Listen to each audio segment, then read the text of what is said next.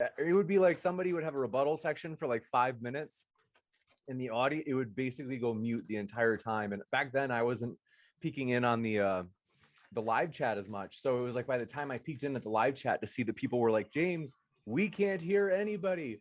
It was like I had to tell the person, like, I'm really sorry, but you got to start over. Let's see here.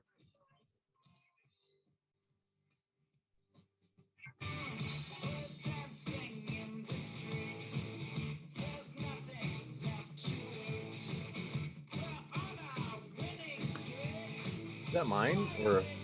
You know what? Let me. It's not mine.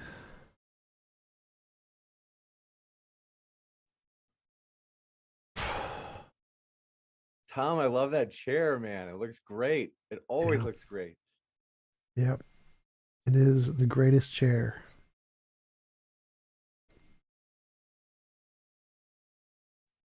Me and Nadir have the cool glasses, and James has the nerdy glasses. These are my hipster glasses. Exactly. All right, we're set. So thanks, guys. And that's right. Pardon my format wise, it's flexible. So as always, if you want to take like a few minutes for your opening, if you want to take 10 minutes for your opening, either way works.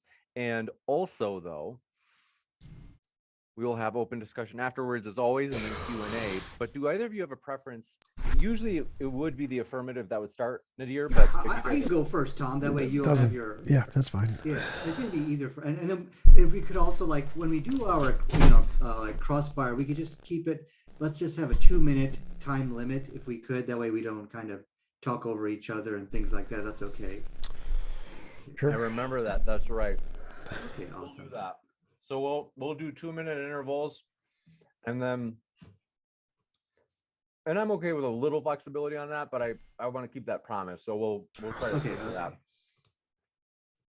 In other words, you guys are both professionals, so you guys I trust, but at the same time, like I said, I'll keep that 2 minutes going just to be safe. So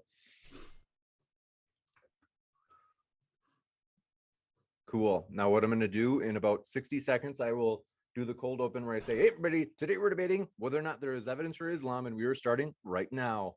And I'll say, with Nadir's opening statement, thanks so much for being with us, Nadir, the floor is all yours. And at that point, you can pick up the ball and start running, because we'll be good to go in terms of jumping right into the intro. Sure. Cool. Thanks, guys. I've got you linked in the description. I'll definitely shout that out. And here we go with that cold open in 3, 2, 1. Here I go. Hey, everybody. Tonight we're debating whether or not there is evidence for Islam, and we are starting right now with Nadir's opening statement. Thanks so much for being with us, Nadir. The floor is all yours. All right. Thank you. Can you hear me? Is everything coming good? You bet. Okay, well, one thing I just want to start out with is something which we can all agree on, and at least both we are here. Now, here's why I'm saying that, because a lot of people, they tend to run away from these type of debates, where science is challenging your books, and in fact, I'm going to give you one example of one person. And it's this guy right here, David Wood. Now, we have been continuously challenging him for over 23 years, and you can look as far as the eyes can see, and you will never see him come forward to debate the scientific errors in the Bible or anything scientifically related. That is because they know that there are scientific errors in their books, and they are indefensible. And, normally I don't have a problem with that. Okay, your book is wrong, but the problem is they give their followers a false impression that they can take on any challengers. Well, that's not true, because it's been 23 years now. They have been challenged, and yet he doesn't come forward. And in fact, I'll give him not only science, but there's other topics which they run away from. And what does this have to do with the topic? Like, he's not here. Tom, just please chill. It's my time, and I'll let you go, because we're doing 10 minutes opening. Okay. So, and not only that, but they also run away from other. They're not here to defend themselves. Why are you talking? Bring up the topic, Nadir. Let's go to the topic, Nadir. We do, just because I was like, sometimes people do a short, like, I want to challenge so and so to debate me, and like that's okay, but I wasn't aware there's going to be like a screen share and how long this would go. Okay, well, I'm just going to take 10 seconds, and what I'll do, and we're going to do 10 minutes opening, right? if I understand it correctly. Okay, so what I will ask him to do is stop running, come and debate the difficult topics like the scientific errors and slavery in the Bible and things like that. So at least, I do commend, Tom for coming forward to debate this, because very few people will. I think when it comes to the Quran and science, the topic in general, whether they're Christian or atheist, they see it as an unwinnable topic. And that's why, I would love to have seen hundreds of debates like this, but there aren't. There's so few. And so I do thank him for taking that challenge. And I think one of the reasons why is because, the scientific evidence is unchallengeable. And that's exactly what we're going to see tonight. So let me just start my presentation. And just give me 1 second over here. Share my desktop over here. There you go. If I could. Okay, so let's go over here. This is going to be the starting lineup tonight. These are the scientifically correct statements which you are going to find in the Quran. Okay, so now what I'm also going to say, if there's just one or two agreements with science, that doesn't make it a miracle. Okay, it could be many different reasons. Just because you see verses which agree with modern science, that doesn't make it a scientific miracle. Rather, what does make it a scientific miracle? I'm sorry. Before we go there, let me first explain to you, when we see a verse which agrees with modern science, we need to call the cops, okay?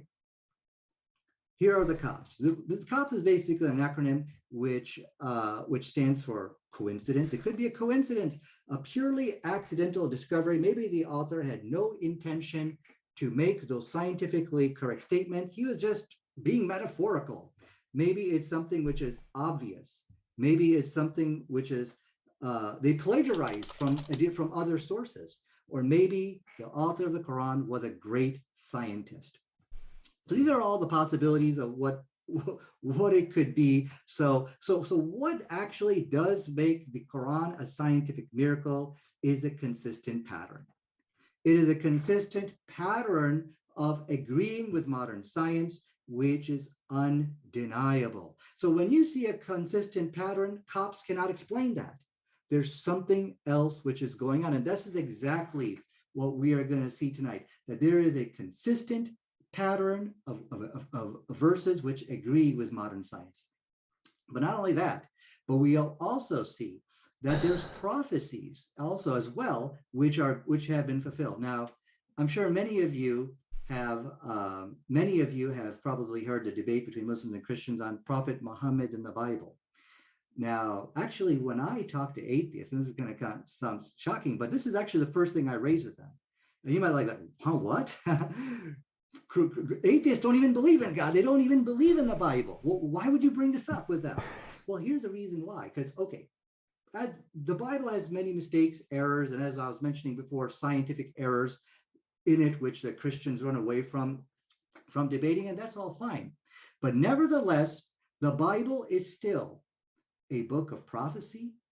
It is a book which contains a prophetic tradition that no matter as badly damaged as it is, and it is, you can tell me all day how bad it is still a book of prophecy. And in that book, there is a clear prophecy of Muhammad. So like, if you can answer me, well, okay, look, people can say there's prophecies in Nostradamus's works, and that's true. You don't believe Nostradamus is from God or it's God's word. So if you can see prophecy in that book, I'm sure atheists can see the same. So in Deuteronomy 18:18, it said that I will raise up a prophet like Moses. And who was Moses? And let's take a look between Muhammad and Moses here. We find astonishing, how shall I say, similarity. So both of them were warrior prophets. Okay. Both of them established a theocratic state. Now, if I'm going to go very quickly through my presentation here because, I have my references over here from Encyclopedia Britannica, history.net, but I don't have time to really get into all of that. So I'll just ask for you to hit pause on your YouTube thing to kind of get down my references here. So notice how the similarities I'm pointing out is rooted in fact. Both of them established a theocratic state. Both of them were lawgivers. Both of them conquered the Holy Lands. Not only did they conquer the Holy Lands, but they did it in the exact same manner. The Bible teaches that Moses sent Joshua to do it. However, Muhammad actually sent Omar to go and conquer the Holy Lands. James seems to have left. Where did James go? Uh-oh. Looks like we're having a little bit of technical difficulty. Yes. Still streaming on my end, but I don't think we're on Modern Day Debate anymore. I don't think we are. Yeah. He might have got raptured. That's funny. So how much did you prepare for this debate? It's the same stuff you said before, so not much. Really? Okay. Are you going to say the same things again? Yes. All right. Why were you so upset about me challenging David Wood? I was like looking for an argument. I'm like taking notes about what you're saying. I'm like, David, this is not like, what am I supposed to do with this? Here he comes. Hi, gentlemen. Sorry about that. I have no idea. That's the first time in a long time we've had that. That's okay. What we're going to have to do, let me see if we've reconnected on the original link.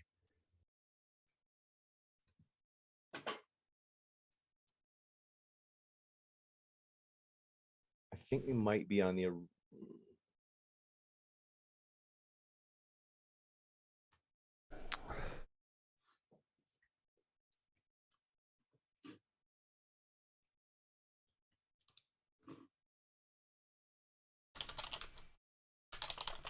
Okay, I'm so sorry, Nadir. What I have to do is, just because what I'd be willing to do, Nadir, is give you an opening from the start, as I am so sorry about that, and I don't want you to be at a disadvantage. So what I'm willing to do is, if you would like, otherwise I would, oh gosh, the connection is just, I don't know what it is. For some reason, this is like, I've never seen this at...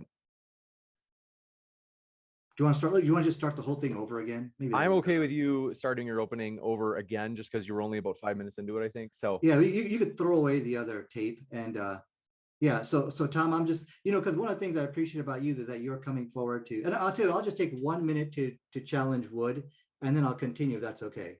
I would like, if you can even do it in 30 seconds. Usually if people do a call out, it's like super short and pithy. Okay, let me do 30 seconds then. What I'll do is, as if we had just started, let me just get you out of screen share and we'll pretend as if let me get out of here. Yeah. Let's see. Okay, so starting over in 3, 2, 1. Hey everybody, tonight we're debating whether or not there is evidence for Islam, and we are starting right now with Nadir's opening statement. Thanks so much for being with us, Nadir. The floor is all yours. All right, thank you.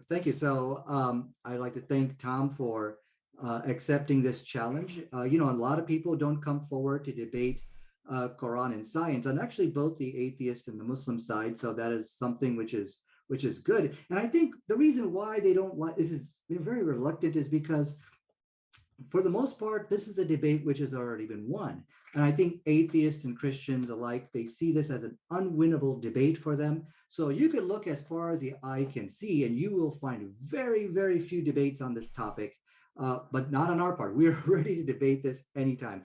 I'd just like to make a quick call out to David Wood, and I'll take 30 seconds to do that.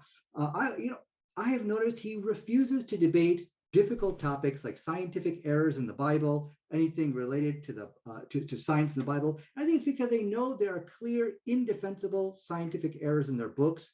So we have no problem with that. We debate this all the time. Not only that, but another catastrophic topic for them is slavery. And I would love to see a debate between him and Matthew Delahunty, or even myself, where we could all three talk about these things. But I'll throw that challenge out, and I'll ask them to stop running away. But let me continue now with my presentation. So, when we talk about, we will look at both prophetic as well as scientific evidence for the Quran. In fact, let me go ahead and do a quick screen share over here so I can share my my presentation here. So this is going to be the starting lineup for tonight. We are going to look at scientific miracles in the Quran and verses which agree with modern science. Let me back away from miracle. Well, that'll be the conclusion at the end. And what we're going to see is that there is a clear, consistent pattern of verses in the Quran which agree with modern science.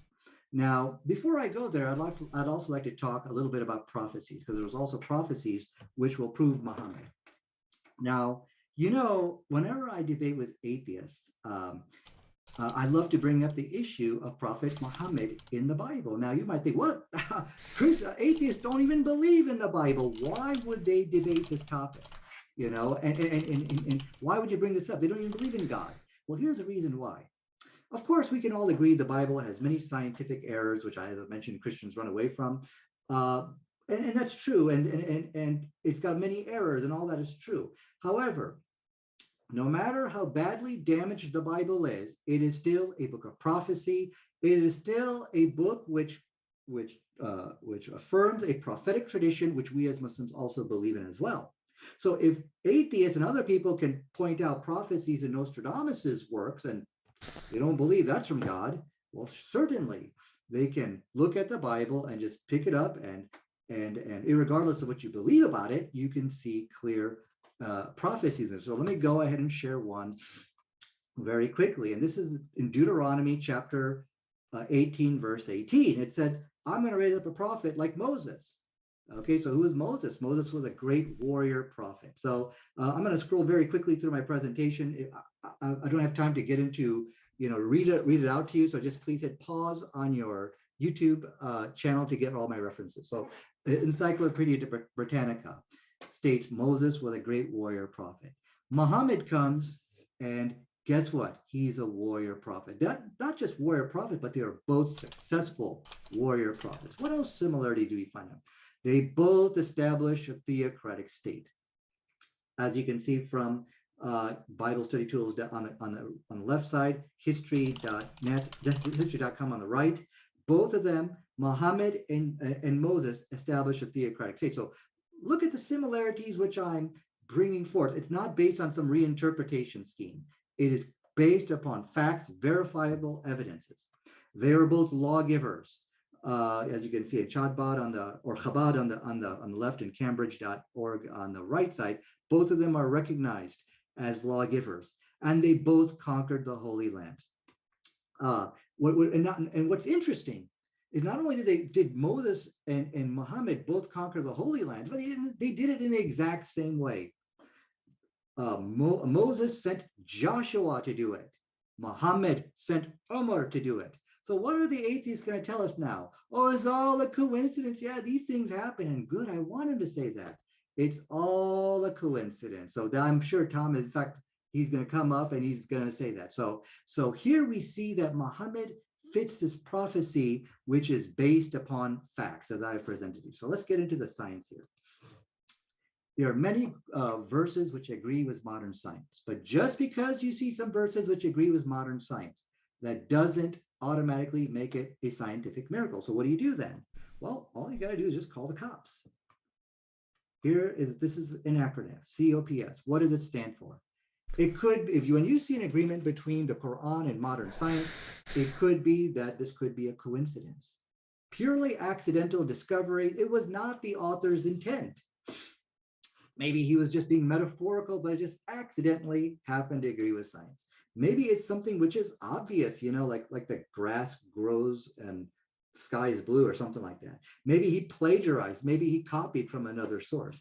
Or maybe the author of the Quran was a great scientist. He's doing discoveries and he just happened to find these scientific facts. So we don't automatically jump to the conclusion that this book is a miracle or anything like it based on that. But so what does make the Quran a miracle? What makes it a miracle is a consistent pattern of making scientifically statements without making an error. An ignorant man cannot consistently get it right. And so cops cannot explain that. And this is exactly what we find in the Quran. So let me very quickly start with the first example of agreement with science. 3 facts about alcohol, which we're going to find. Number 1, the Quran talks about alcohol. However, what the Quran doesn't do, what the Quran does, it avoids the scientific errors of the people of the past. Like, for example, this is in the 19th century. I mean, they were giving alcohol to women who just had newborns from Anheuser-Busch. This is an advertisement from it. This is a scientific error. All the way into the 19th century, you see, it was widely held belief, undisputable, that alcohol was used for medicinal purposes to treat heart attacks. And there's, as we can read from the following article, that everywhere from the common cold to dyspepsia, I can't even pronounce that, to all kinds of ailments, but all of this contradicts science. So what we find in the Quran is that the Quran goes against the expert medical advice for its time, which is something uncharacteristic of a false prophet. And the Quran actually makes the first scientifically correct statement, which we are going to find right over here. Science Today, in the CNN article, which I posted over here, tells you that many studies have shown that the overall health risks of drinking alcohol outweighs any benefits. This is from, you can look at my reference over here from the CNN article about no amount of alcohol is good for you, your overall health, the global study says. Now watch what the Quran says. It's like chapter 2, verse 219. They have some benefits for the people, but the harm is far greater than their benefit. A clear, direct, word for word agreement with modern science. What is interesting here is that the Quran negates the medical use for alcohol for like heart attacks and things like that, which is completely unscientific. But there's more.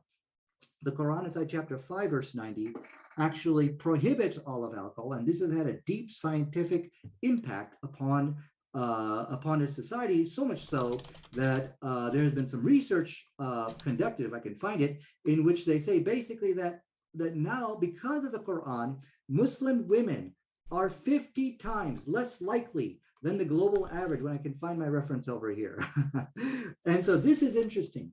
So not only did the Quran condemn alcohol, so we now find two scientifically correct statements in the Quran. Now, of course, other people, if you ask like 1 out of 10 people, let me find my reference here. You ask 1 out of 10 people, what's your opinion about alcohol? Maybe some people will say, yeah, I don't think alcohol is good. You shouldn't drink it at all. And that's fine. So out of all of this misinformation, the Quran got the scientific answers right. So yeah, you can find people actually say, oh, don't drink any alcohol. But so there's 3 arguments that need to be made over here, which TJ needs to address. Number 1, how did the author of the Quran avoid the scientific errors which we have found of the people of the past? 2, scientifically correct statement, and this great impact. What it is about the Quran, which we find in no other book, that is so good that it saves millions of children from fetal alcohol syndrome.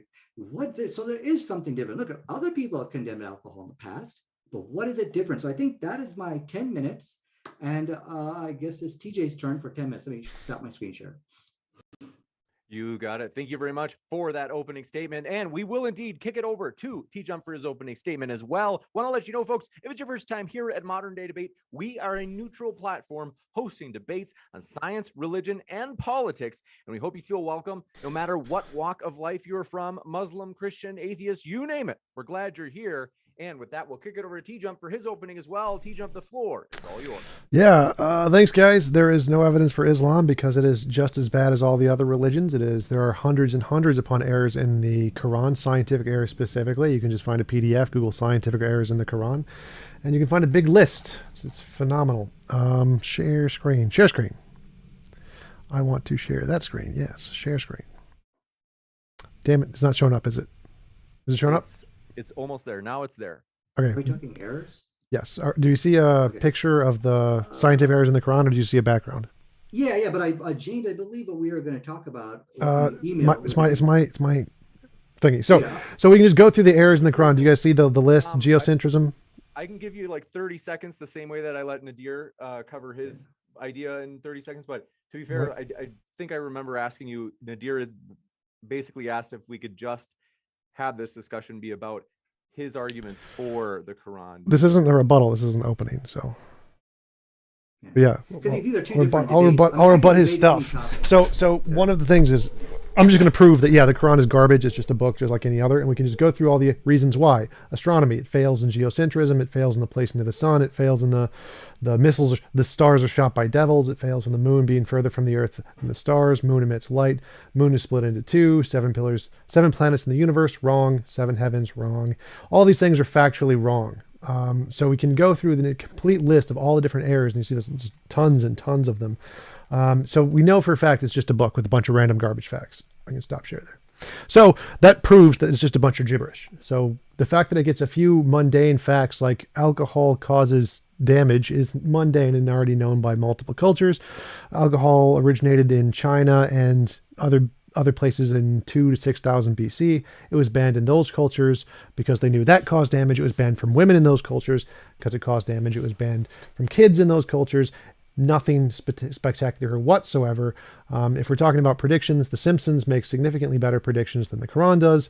So if his evidence is that, it made some nice predictions, well, then The Simpsons, we should all be praising The Simpsons and worshiping The Simpsons, because The Simpsons has made significantly better predictions, gives specific names, Nobel Prize winners, Lady Gaga's appearance in the Super Bowl, exact who's going to be president. It makes exact specific predictions, and tons of them, which are significantly better than anything in the Quran.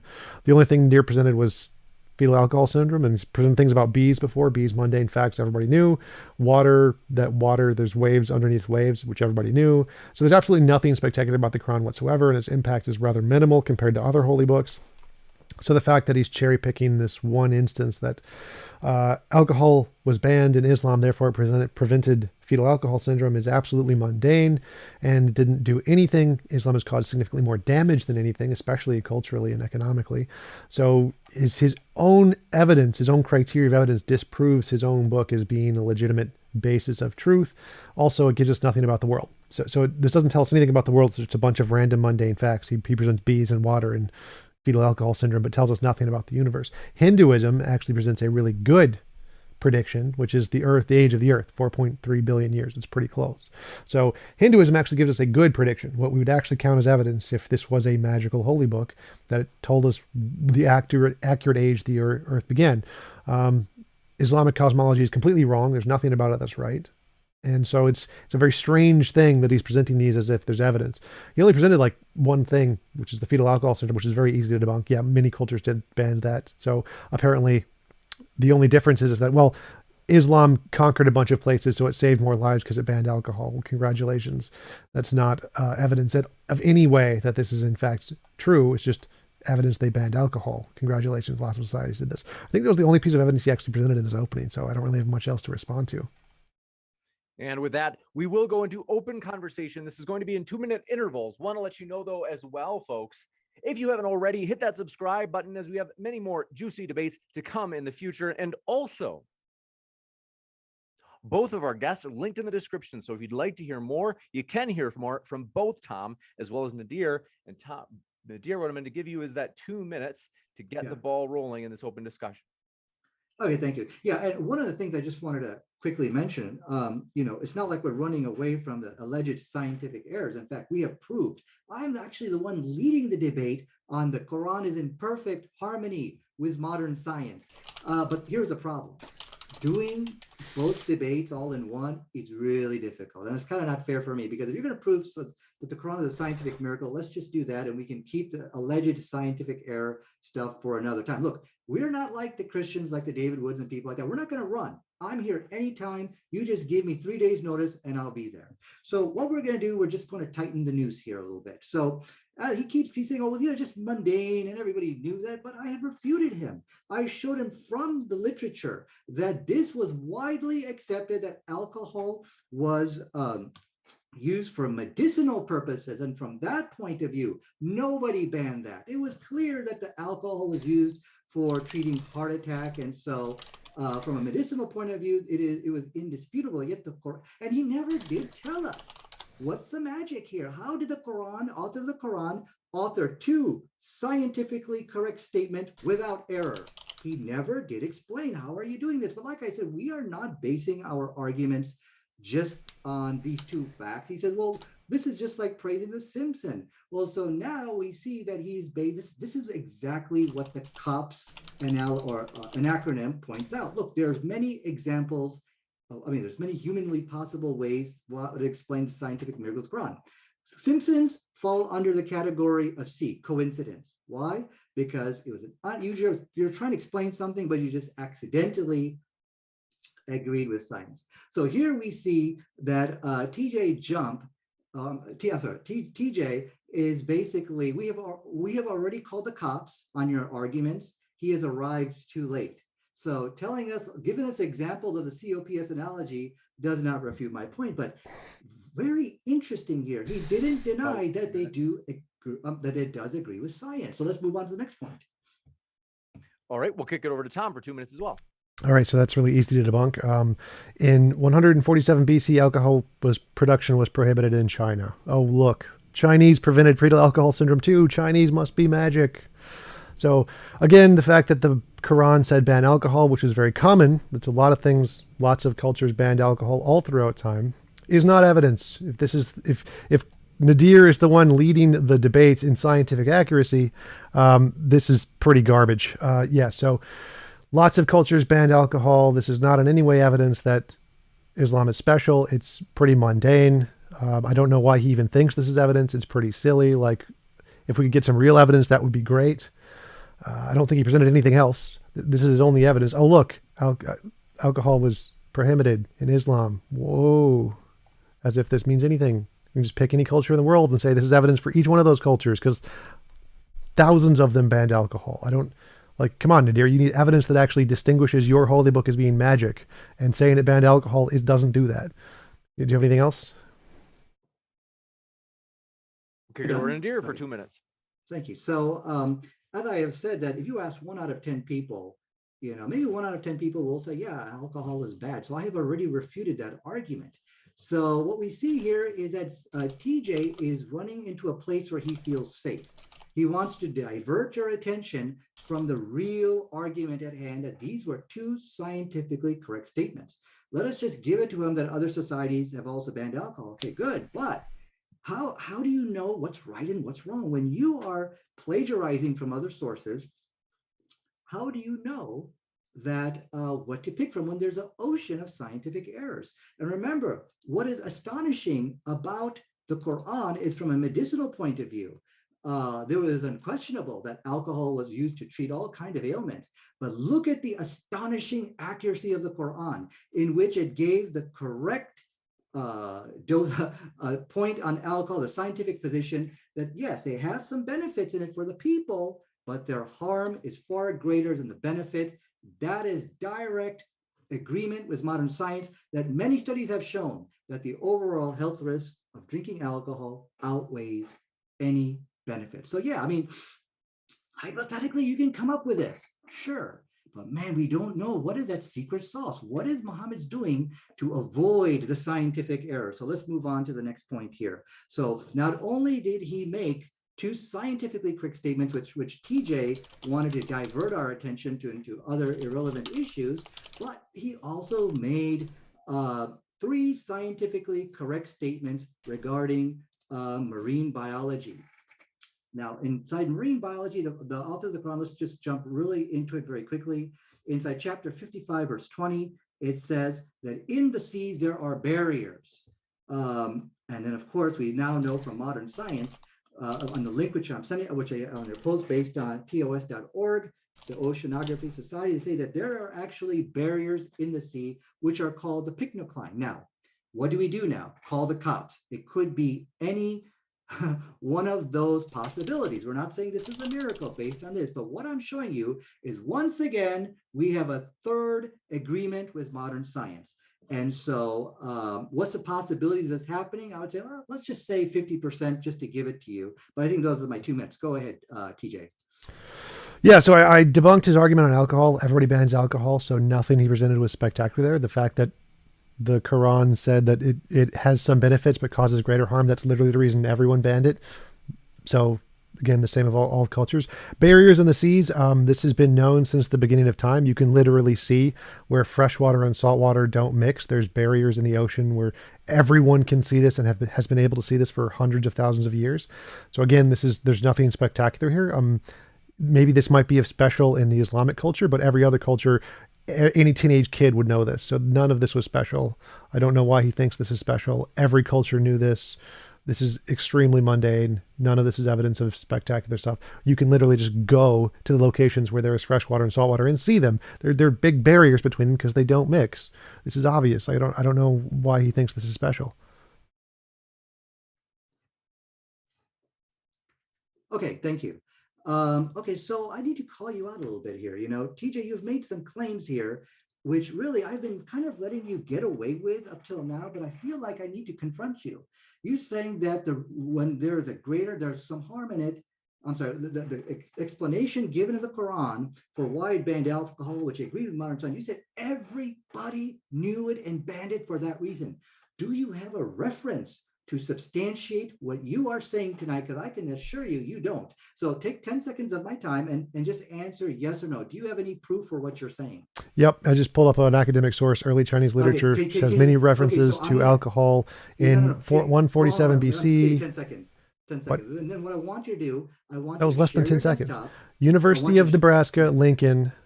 Yeah. Educational psychology, papers and publications, culture aspects and drinking patterns and alcohol controls in China. Ewan Newman, published in 2002.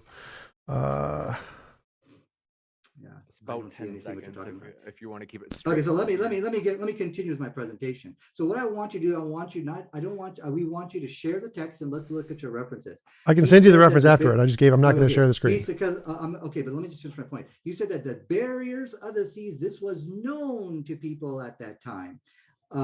Wait, are you asking for one about the alcohol or the barriers? Let me finish. I'm going to give you 3 challenges. Okay. Okay. So you have made false claims here, and I want you to basically defend your claims here. So he's also said that the issue of the picnic line was known to everybody and that it could be seen. Strawman, I didn't say pictocline. I said barriers in the ocean. The Quran doesn't say anything about the pictocline. It says barriers. Okay. Well, let me you guys want to stick to the original 2 minutes. 2 minutes. Yeah. So let's not interrupt each other. Okay. So. Well, as long as you accurately represent the position, sure. Okay. So he's saying that maybe this could have been referred to some other kind of barrier, but yeah, the picnic line is invisible. But okay, great. So let's say he was referring to islands. Maybe the Quran is referring to islands. This is another example of COPS has already covered this. You have once again arrived on the scene too late. So we are already tabulating the fact that this could be a coincidence.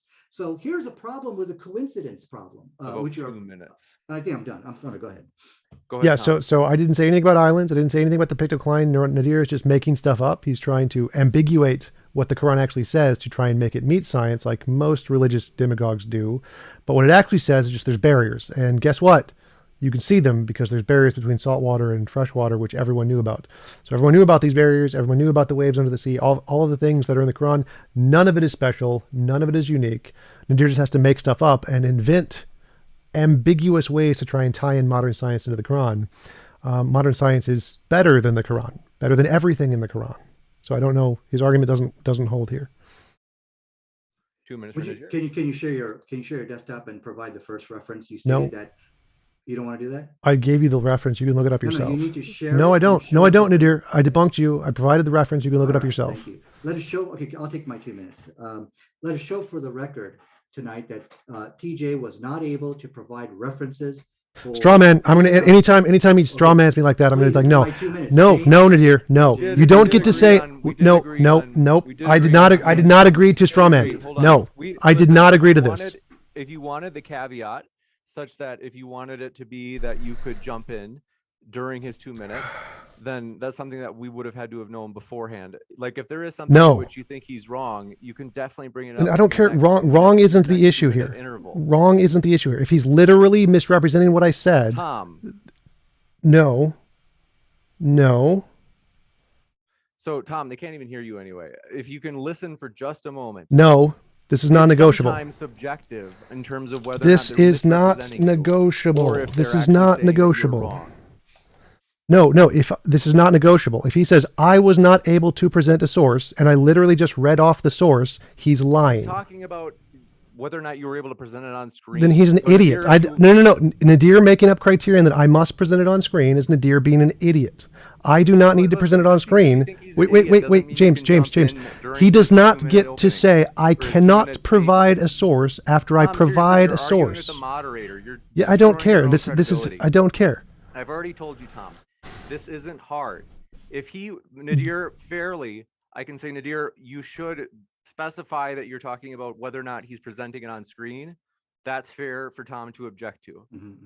Okay, yeah. I mean, but yeah, because one of the things I want you to know, I'm not a fighter where I can't get into shouting matches and stuff like that because I get very quiet. I'm actually a very shy person, so that's why I want that 2 minutes. So I can't fight with people, is what I'm trying to tell you. I can't win those type of battles. So let me speak unfettered for 2 minutes, and he can come back up, and I will clarify what I mean. So shall we continue, or? Sure, as long as you don't lie, as long as you're not blatantly lying after I've destroyed you, sure. Okay, so let me continue. So based on what you read, and that's why I really want to take a look at what you're quoting from. You made some really outrageous claims tonight, and I've been letting you get away with it. You've made claims which I have myself personally researched that, oh yeah, everybody kind of banned alcohol, and you've made claims like they banned it for the exact same reason that the Quran did, and this is all common knowledge. You said that that this is the issue that they're, and again, you've made a lot of claims there. I think you said something about the bear. I didn't write it down, but let's just start with your claim about the alcohol, that the reason for given was actually known to everybody. But having said that, it really is an irrelevant issue, because if we were to entertain that thought, and let's say, we were to go with it, it doesn't answer the fundamental question of tonight, which is, how is the author of the Quran able to, with a laser-like focus, able to pick out the scientifically correct things out of an ocean of scientifically inaccurate stuff? That's the miracle. So even if all of what I'm presenting to you was mentioned in books of the past, which it's not, by the way, but even if it was, it will at the end mean nothing, because the scientific miracle of the Quran is that it was able to do it with a type of laser-like precision, and that is incredible. So let me just continue with my presentation. Not only did the Quran, I'd say that's about time. By the time, I'm sorry, go ahead. So go share his desktop. Okay, good. Yeah, so Nadir is claiming I have these outrageous claims that people knew alcohol was harmful, even though literally when you drink it, you die. And people who drink it too much die.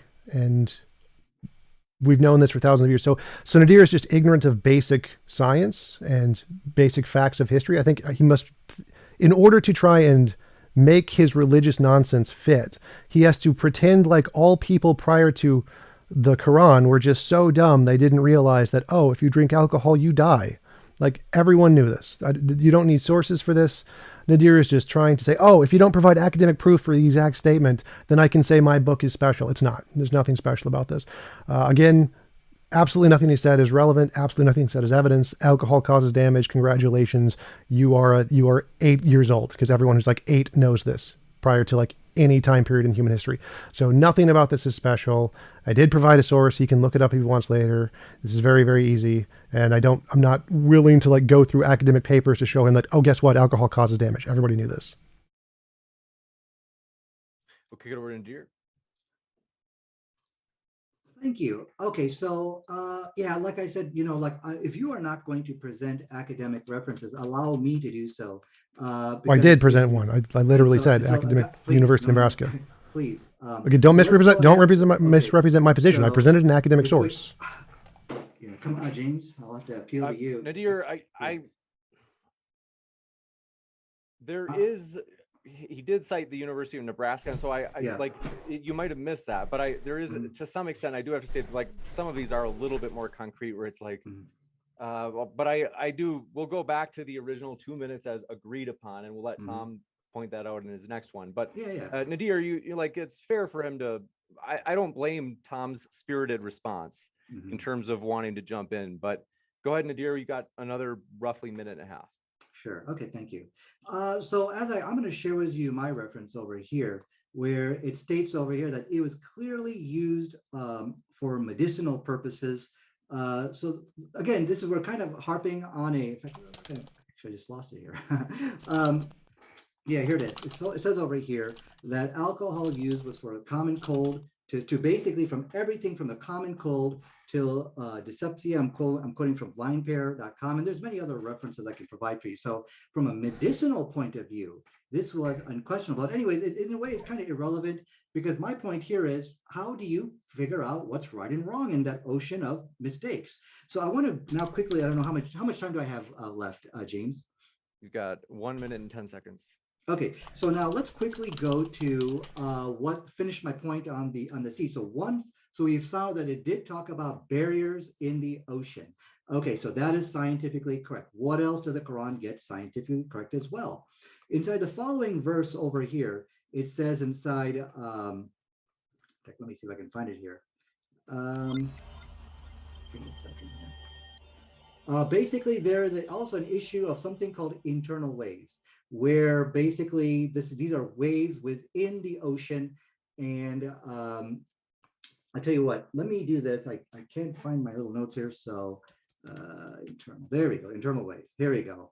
Okay, and this is exactly what we read inside the Quran, inside, and I can't, there we go, chapter 22, verse 40. It says over here, it says, or the likeness within the unfathomed sea, which is covered by the waves, upon which are waves, over which are clouds, darkness, some of them upon others, where one puts his hand out, he can hardly see it. And for he whom Allah has not granted light, for him there is no light. So there's two scientifically correct statements over here. The first one is that, there are internal waves. And the second one is at the bottom of the ocean, there is no light. Now let's compare that with exactly what we see from modern science. And I'm quoting from the website Ocean Exploration and Research, where it says over here that how it states very clearly that below 1,000 meters, receiving no light from the surface. Direct correlation between the Quran and modern science. And I've also shown over, and thinking about internal waves, I think that's my time. So that's way over my time, I think. So let me go ahead and give it to Tom. Yeah. So one, that interpretation, he's ambiguating it because waves upon waves is directional, not depth. So the how most academics interpret that is that, no, it's not saying there are waves underneath waves. There are waves continuing on across the ocean is what that normally means. Even if it did mean there are waves upon waves, like literally on top of one another. The fact that there are currents underwater, again, has been known by every 12th grader for the past 50,000 years. You can just look under the water and you can see waves on the top and you can see the plants underneath going back and forth. Like, we've known this. There are technical terms for this. We know there are whirlpools. Anybody who swims down knows that there's less light under the water than there is at the top. People have swum down hundreds of feet to know there's very little water, and every single one of them concluded, oh, guess what? If we go to the bottom, there's probably going to be no light. This is not surprising. This is very mundane, exactly like alcohol. Every eight-year-old kid in history knew this, apparently, except the Islamic community who thinks this is special. You got it, Nadir? Okay, thank you. So it's not a matter of that we are calling it, oh, look how special it is. Rather, as I have said, we are showing that there is a consistent pattern of an agreement between the Quran and modern science, which is undeniable. And like I said, if it's just like one or two occurrences, then we could pass it off as nothing. But if it's continuously, well, now that is something. Now, you have made the claim that internal waves can be easily ascertained and put into a book. Then I would like to refute you on that, because the person who discovered internal waves was a scientist named Jesus Pineda. Okay, and as we can read from the reference, which from whoi.edu, he's the one who determined it. So basically, to paraphrase what you're reading on the screen over there, he had to hang off the side of a boat with modern technical equipment to detect these waves. Now, the issue about internal waves was not known to anybody of the past. It just wasn't there. That information was not present. In fact, the only information we have regarding marine oceanography comes from Aristotle. That's the only source. There is nothing else other than that. So for you to claim that this was somehow borrowed from another source, I don't know if you did or not, but that's not possible. So here we see three scientifically correct statements. So you also said you tried to, I think you also mentioned something about that the waves, that maybe this is just waves on top or something like that, that the Quran is somehow vague about it. So let me just go very quickly and let's look at the verse again, just to make sure that we are not playing any kind of dishonest interpretation game. So let me go here real quick, and we can look at the verse together. If I can find it. Oh yeah, okay, here we go. It says, or the likeness and of the darkness, okay, or they are like darkness within an unfathomable sea, in which is covered by waves, upon which are waves. And when you look inside the inside the Quran, it says inside, that is basically in fi. Okay, so basically, now again, maybe we could reinterpret it to make it mean, okay, this is directional, not depth. Possible. It could be open for multiple interpretations, but the point which I want to point out, one interpretation does agree with science. Go ahead. Go ahead, Tom. Yeah, so none of this agrees with science. This agrees with 8-year-old common childhood knowledge throughout all of history before science even existed. So none of this is common scientific knowledge. This is common 8-year-old child knowledge. Waves upon waves, again, known by everybody. This was not discovered by that guy. This was a particular kind of thing that was discovered by that guy. Every fisherman for the past 30,000 years has known there are waves upon waves, because when you look in the ocean, you see there are barnacles on the bottom and there are waves on the top, and they go different directions. Woo! We've done it. Waves upon waves. Everybody knew this. And tidal waves are a thing. And riptides are a thing.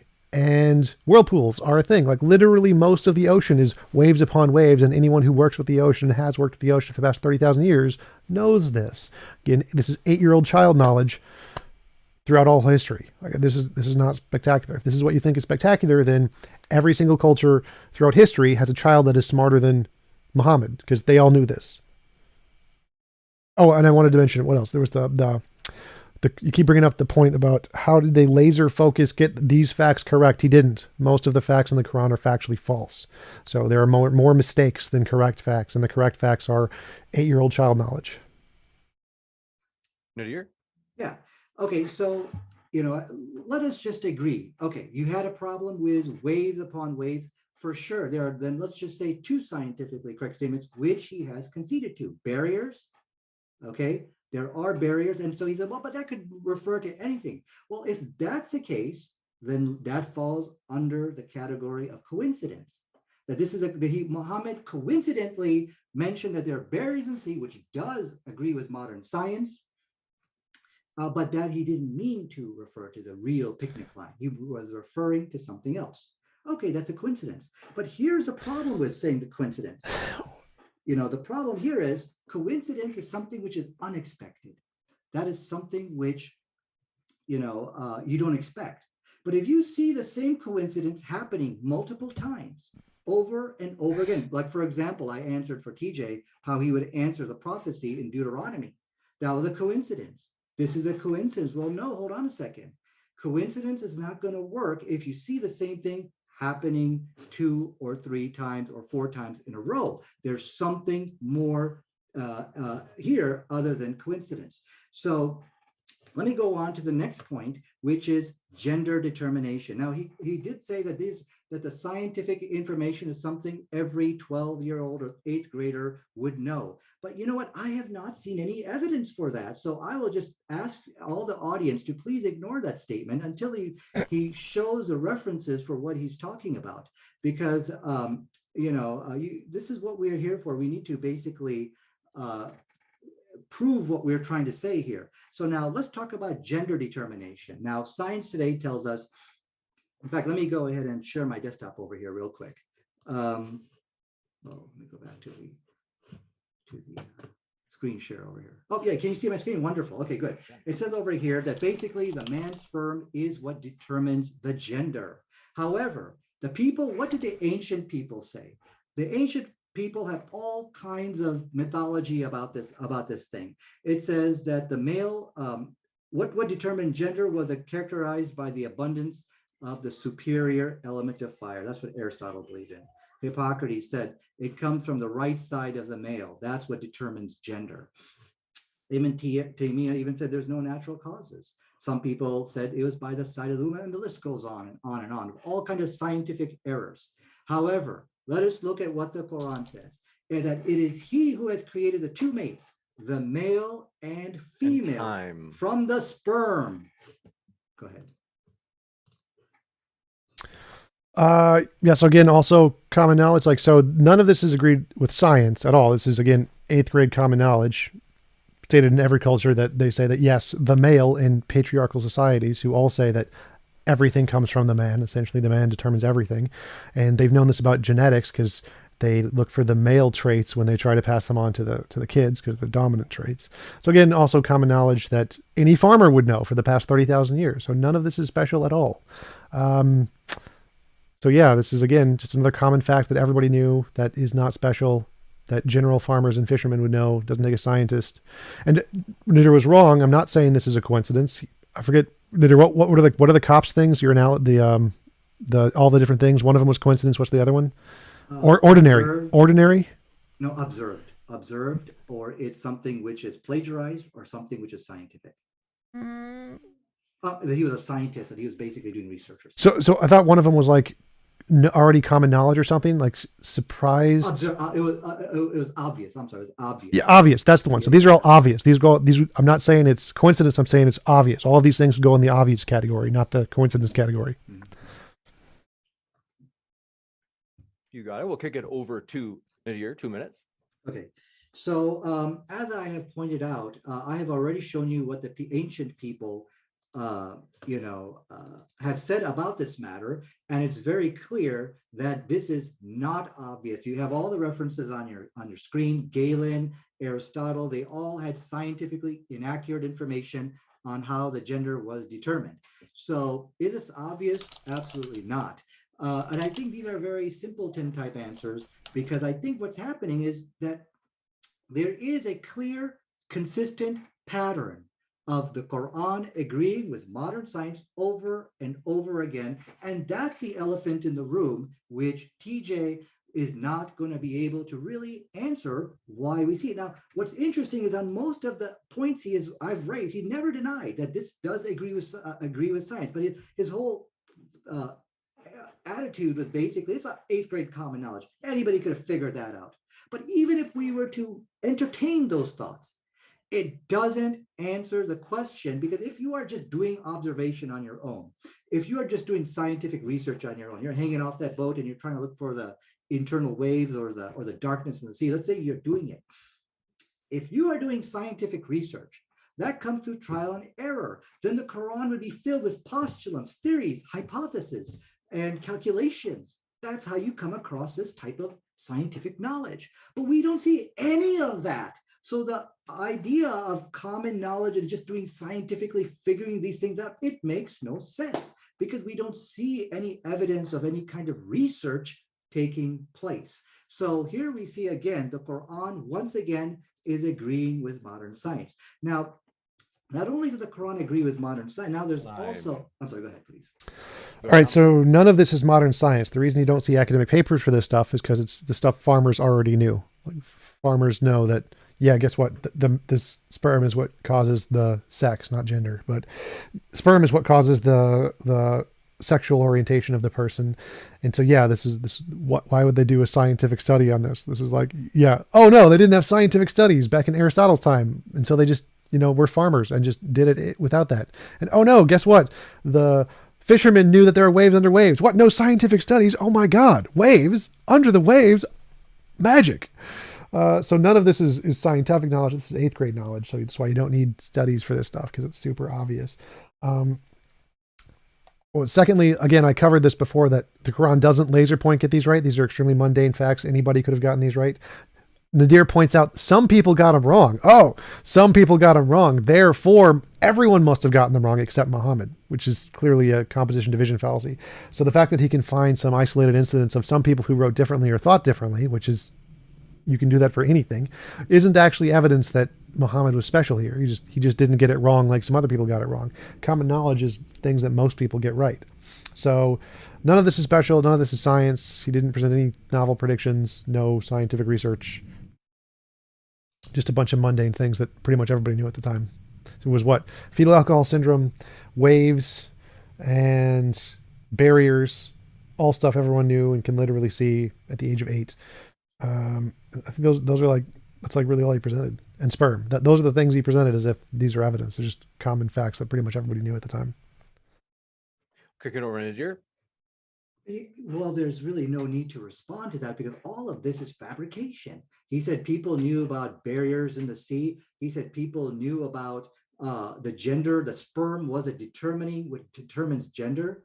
There is no factual basis for the things TJump is talking about. Now, I would love for you to please share the reference for whatever you're, if I am wrong, share the reference for whatever you are quoting from.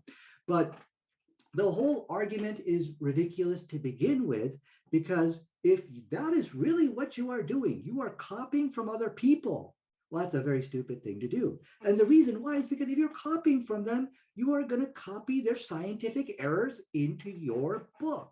Okay, now remember, TJ started out with claiming that the Quran contradicted science. No, wait a second. We can debate that, and of course, he will be refuted on that. But the scientific errors for you to point to us are the scientific errors related to seas, the scientific errors related to alcohol, because if you're copying from these sources, there's no way you cannot copy those errors. But when it comes to alcohol, when it comes to seas, 3 scientifically correct statements of seas, there are no scientific errors, and it's only scientific accuracy, and it was not even known by the people of the past. I've not seen any evidence of that. So anyway, let us go on to the next verse. The Quran said that ants actually talk. Inside chapter 27, verse 18, it said, "Oh, ants, enter your dwellings that you, so that you're not crushed by Solomon." Now, these are ants talking in the Quran. Now, it's interesting. People were chiming that, oh, look, this is scientific error. This is Jay Smith claiming that this is a scientific error. However, that's been debunked by the following reference.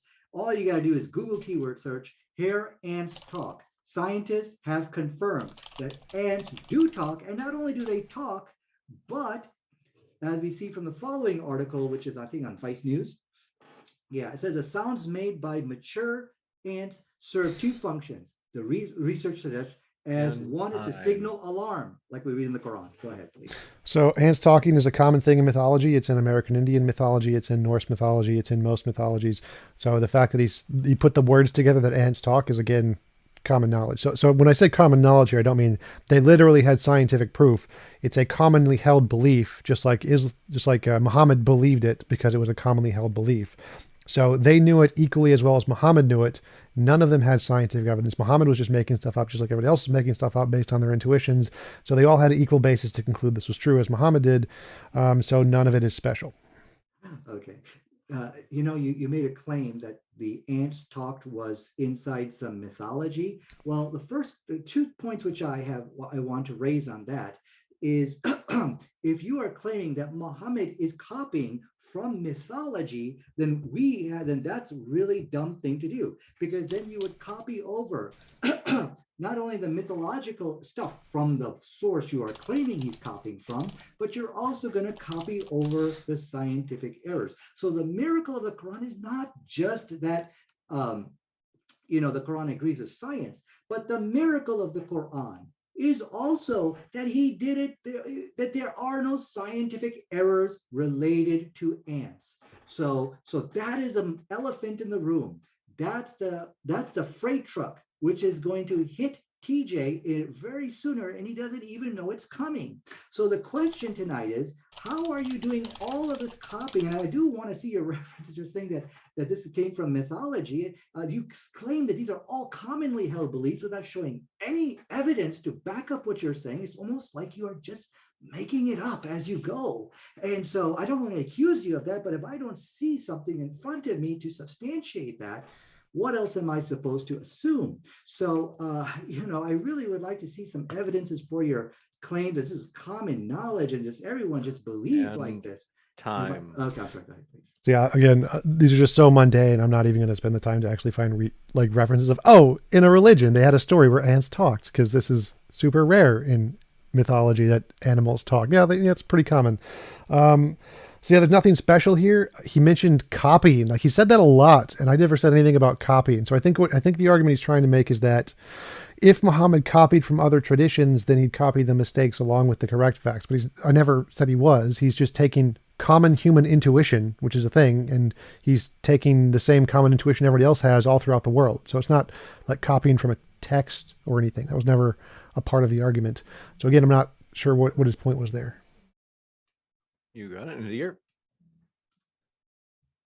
Yeah, as I said, there's, I have asked him repeatedly tonight. I would love to see some of the evidences for your claim that this is all common knowledge. I mean, I've researched this stuff myself, and I have never come across the information which TJ is claiming here. It just seems like it's making up. But anyways, and I don't know how much time we have left. But we still, by the way, TJ, when you do talk to me about Deuteronomy 18:18, how are we supposed to understand that? So one more point, which I'm going to make, because I think I have clearly argued a clear, airtight case that decides that we are seeing a consistent pattern throughout the Quran of it agreeing with modern science over and over and over again. That's something cops cannot explain. Now, what is amazing about the Quran is that it also corrects the scientific errors of the Bible. For example, inside the Bible, it states over in the following verse that the mustard seed is the smallest seed you plant into the ground. This is Mark chapter 30, verse 32. And it says it's the smallest of all seeds in Matthew 13:32. The only problem is the mustard is not the smallest seed. The orchid seeds are much more smaller. Now, what's interesting is that the Quran also uses a mustard seed analogy. Now, the question is, if Muhammad is copying, well, he's probably going to copy that scientific error as well. So the author of the Quran uses a mustard seed analogy as well. But guess what you don't find in there? You don't find that it is the smallest seed, because that is a scientific error. As we read inside chapter 21, verse 47, it says that, and we place the scales on the day of resurrection, no soul will be treated unjustly at all. And if there is even the weight of a mustard seed, we'll bring it forth. Now, it's interesting here. Notice the scientific error, which we found in the Bible, is not present in the Quran. So that's one scientific error corrected. Not only that, but the Bible talks about a universal. I'm sorry. So I just Googled ants in mythology. You got the myrmidons in Greece. You got the Japan, the dream of Inosuke with talking ants. Zeus became an ant and spoke to somebody. Yeah, we got, the Hopi talking ant people. Got those ants. So yeah, this is, pwned. Next. Oh, I don't like, I agree the mustard seed is not a small seed, and I agree there are mistakes in the Bible. I agree. Go ahead, Nadir. Yeah. So just a couple more statements left. Okay, so let's just look at the Hopi, the ant people. This is a legend of the ant people, the Hopi. So you're saying that Muhammad read the Hopi no. ant people, and that he basically extrapolated that ants actually do talk. Now, if you look at the legend myths, which we read out there, there's no comparison to the Quran and what we read in the Quran. So again, let us just entertain this. You see, the thing why the copying from legends and myths is such a pathetic explanation is because you're going to copy a lot of the scientifically inaccurate information. Not only that, but you'll also copy a lot of the stuff in that myth, which can show you plagiarized from it. So I know we are almost out of time. So let me sum up my presentation over here, because I think I have accumulated enough evidence to basically now make the claim tonight that the Quran is a scientific miracle. Why? Because there is a clear and undeniable consistent pattern of the Quran agreeing with modern science. Even if we were to entertain all of what TJ was saying, it doesn't explain how you're going to get the scientifically correct stuff without making a mistake. So accept all of what TJ says. It won't answer the question tonight.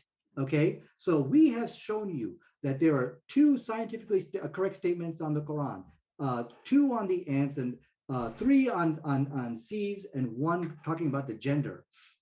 And not only that, but we've talked about the prophecies here. And I didn't even get a chance to finish my presentation here, but I have already given enough. So let's just entertain everything TJ says. You are not going to get scientifically correct statements without mistakes if we listen to what TJ said and just accept everything he says at face value. And so this is where his big failure is. If people are just copying, and if you're copying common knowledge of people at that time, you're going to copy the common knowledge of errors and the ridiculous things people believed at that time, like alcohol for medicinal purposes. And other than that, you're going to copy that stuff as well. So if you are copying common knowledge and the 12-year-old stuff, which people can figure out, that's a doomed project. So Nadir keeps saying if we accept everything TJ said and then mentions something TJ never said, like I never mentioned copying. Like I didn't say, like if Muhammad actually copied from the Hopi people, that would be really impressive. That would be good evidence that this was a holy book. How did he get to the Hopi people? That would be really good. So he made up with his own human intuition, because he was just a human and not special in any way. He was a human. And he used his human intuition, which is the same intuition that most people have all throughout time period, to come up with stuff. And most of the stuff was wrong. So Nadir is right that if you copy human intuition, that's a doomed prospect, because everything you say is vast majority of it's going to be wrong, which in the Quran it is. That's why there's so many scientific errors in the Quran. So, I mean, I agree with him. Yes, copying intuition is not a reliable method, which is why there are so many errors. The fact that he got a few things correct, like most people do with their intuitions, because most people get a few things correct, isn't evidence this is magic. Like the Hopi people said they were talking ants. Does that mean that they're right about the few select things they got right? No. And Nadir keeps mentioning that he got every fact about ants wrong, or right. Every fact about ants right. How many facts about ants are there in the Quran? What, 2, 3, 4? Like 4 random arbitrary facts made up by people's intuition, and you're ambiguating this to mean something that correlates to reality when it's really just intuition. This is not impressive.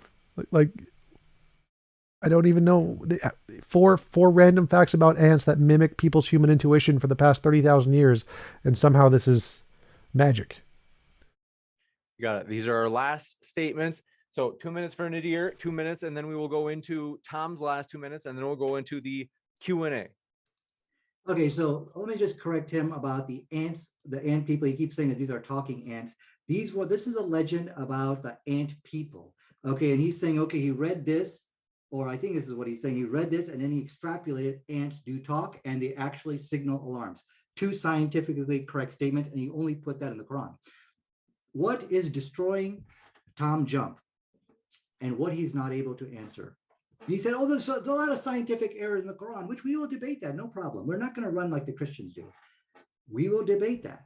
But in order for you to be successful in this debate, you must show scientific errors related to ants, because you're copying from that ridiculous sources, right? No, I said errors. Not copying, no copying. And so please, let me finish my presentation. And if you're copying anything about seas or anything about oceans or anything about alcohol, the scientific errors must be related to those issues, because you're copying from someone's book or some common knowledge of the people, and that's a scientific miracle of the Quran. This is the evidence we know he's not copying. Because if you're copying, you're going to copy scientific errors related to what you are copying from. But he was saying, oh, well, there's scientific errors related to geocentrism. No, well, first of all, no, there's not. But secondly, that's not going to answer the question here. So I think a clear, airtight case has been made, and it is not answered Deuteronomy 18:18. How do you explain that? That Muhammad, that you've got the similarities between Moses and Muhammad, both warrior prophets. They were theocrats. They established a state, and they conquered the Holy Land in the exact same way. So when we look at Islam, it's not just science, but it's prophecy as well. And we see a consistent pattern of agreement with modern science. And when we listen to the possible explanations from TJ, they don't make any sense. Time. All right, Tom, for 2 minutes. So again, I didn't bring up anything about copying. I don't think Muhammad copied from the Hopi people. That they lived many thousands of miles away. Obviously, he did not copy from the Hopi people. The point is that human intuition is to make stuff up, an anthropocentric fallacy where you say, oh, look, there's an animal and it talks. Knowing that ants cause alarms is very easy. If you stick a stick into an ant den, lots of ants come out. Like, how did they know? Were they all psychically in tune with the thing? No, Obviously, there has to be something the ants are doing to send a signal to other ants. Common knowledge. Everybody knew this for the past 30,000 years. Obviously, there's some communication metric between ants that when you poke an ant den, lots of ants come out. This is obvious. Again, common knowledge. Everybody knew. Not special. And with that, we will jump into the Q&A. Do want to let you know a couple of things. Folks, first, both of our guests are linked in the description. We do appreciate these guys, and they're also linked in the podcast episode for this debate, as all of our debates end up on the Modern Day Debate podcast within 24 hours of the debate happening, and you can find us on fine podcast apps everywhere. One last thing. We are absolutely pumped for DebateCon, which is pictured at the bottom right of your screen. We have both invited Tom and Nadir as speakers as an example. Another one just confirmed, Destiny will be there as well. We are absolutely thrilled for this 3-day event coming up in January. You don't want to miss it, folks. It's going to be in person in Texas, and nearly all of the debates will be live streamed. So if you can't make it in person, which you can, it's as basically an option. But if you can't make it in person, you'll nonetheless get to see the debates live. Sunflower, thanks for your first question, says, Nadir, moderate alcohol consumption has a well-documented reduction of heart disease risk. There is no harm in consuming 2 to 3 drinks a week. Yeah, so that is a scientific error. And I'm glad you raised this because you're showing just how easy it is to get it wrong. So if you start listening to people and start taking the common knowledge of the time, you will make the error you just made. I will quote from you the CNN article, which states that many studies have shown that the overall health risks of drinking alcohol far outweigh any benefit, which is a direct agreement with the Quran in chapter 2, verse 219. They have some benefit for the people, but their harm is far greater than their benefit. I believe the Islamic debate winning argument of tonight is the fact that the Quran doesn't have the scientific errors which are needed if we are to entertain any kind of intuition, copying, or any of the mechanisms which TJ has recommended, because all that stuff comes through trial and error. You got it, Ann. Thank you very much for this question. Coming in from Sigma Annie says, that's Stupid Hardened Turkey says, for Ahmed, you've only mentioned retro solutions, stuff we already know. What does the Quran say as to why 0-point energy in a vacuum doesn't cause a large cosmological constant, for example? So I guess, this is the fallacy of where you want the Quran to mention specific scientific fact, but no, it doesn't have to. Because the next guy is going to want something different. The next guy, and the Quran's going to entertain all of these fallacies. I think what's happening here is people are running away from there is a debate winning argument. And that is that the Quran doesn't have the scientific errors needed to entertain the possibilities which TJ is suggesting through intuition, whatever mechanism or just figuring things out. All that comes through trial and error. Then you can arrive at some of these statements, but we don't find that. And that is the evidence we know the Quran is a scientific miracle. And he still, TJ, you still haven't talked to us about Deuteronomy 18:18. How do you explain that prophecy? Go ahead. What? I think he's giving you his own question during the Q&A. We don't want to get off track too much, but Tom, if you want a chance to respond. What is Deuteronomy 18? Oh yeah, remember we were talking about, it talked about a prophet like Moses coming, and we see Muhammad is mad. Oh yes, yes, we're very at the intro. Moses didn't exist, so prophecy defeated. Moses is a historical figure who is considered to be legendary, mythical by the vast majority of consensus. It's not. He didn't exist. There was no Exodus, completely fabricated. Moses didn't exist. So I mean, for there to be a prophet like Moses, there'd have to be like a wizard like Harry Potter. It's going to be a problem. This question coming in from Do Appreciate It Manic Pandas says, I'm guessing that Nadir disagrees on many levels with transubstantiation, but does he think it is also immoral for consuming alcohol? I'm not sure what he means by transubstantiation, but I think, what is amazing about the Quran, it gave the right dosage. I mean, many people will come to you with a different dosage amount of how much alcohol should be consumed. Some people say none at all. Some people say some. But the Quran got it right. And what we actually didn't hear from TJ also is, how do you explain this amazing impact the Quran has on people, that women are 50 times less likely than the global average, Muslim women that is, to give birth to a fetal alcohol child? What is it special about the Quran which is different from all these other books? I mean, and people who have actually did say don't drink alcohol. So we never heard an explanation on that. Go ahead. Misogyny. Women in a Muslim community are also 50 times less likely to drive, to vote, have a lower life expectancy, less freedoms. So it's misogyny is the difference. This one coming in from, do appreciate your question. Zagros Ozcan says, notice how Nadir uses royal, quote, we, unquote, when speaking of himself. Yeah, I don't know why I do that. Next up, the Sunflower says, Nadir, can you explain the specific prescriptions or directions on how to use alcohol medicinally for heart disease from the Quran? Well, so I think this is the amazing part about the Quran. I mean, first of all, using alcohol medicinally has all been almost banned by all of the medical world, because we now know that alcohol treating heart attacks, strokes, this is unscientific and there's no benefit in doing that.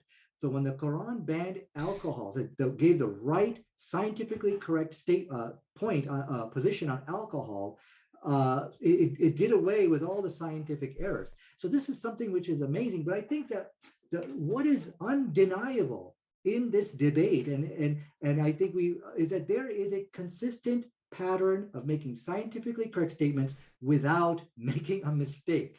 An ignorant man who's talking about something he doesn't know anything about cannot consistently get it right all the time. That's really what I think is the argument which has been sustained in this debate. This one coming in from, want to let you know, Mike Q922, if you happen to have a question that was supposed to be attached in your chat, I did not see it. So shoot me another chat and let me know. I just don't want to miss it. Chris Gammon says, Nadir, I'm not Muslim. Do you really expect me to be impressed that the author of your book noticed that too much alcohol is bad and wrote it down? No, not by that one statement. I do want you to be impressed by the fact that the author of the Quran avoided the scientific errors related to alcohol at that time. I want you to be impressed by the fact that there is something special about the Quran, that not only does it condemn alcohol, which is scientifically correct, it gave two scientifically correct statements on that, but not only that, but it has something special about it, which saves women from fetal alcohol syndrome, because other people have condemned it in the past. They don't have the type of results which we see with the Quran. I want you to be impressed by the fact it's just not alcohol, it's a consistent pattern of making scientifically correct statements without error. That you should be impressed with.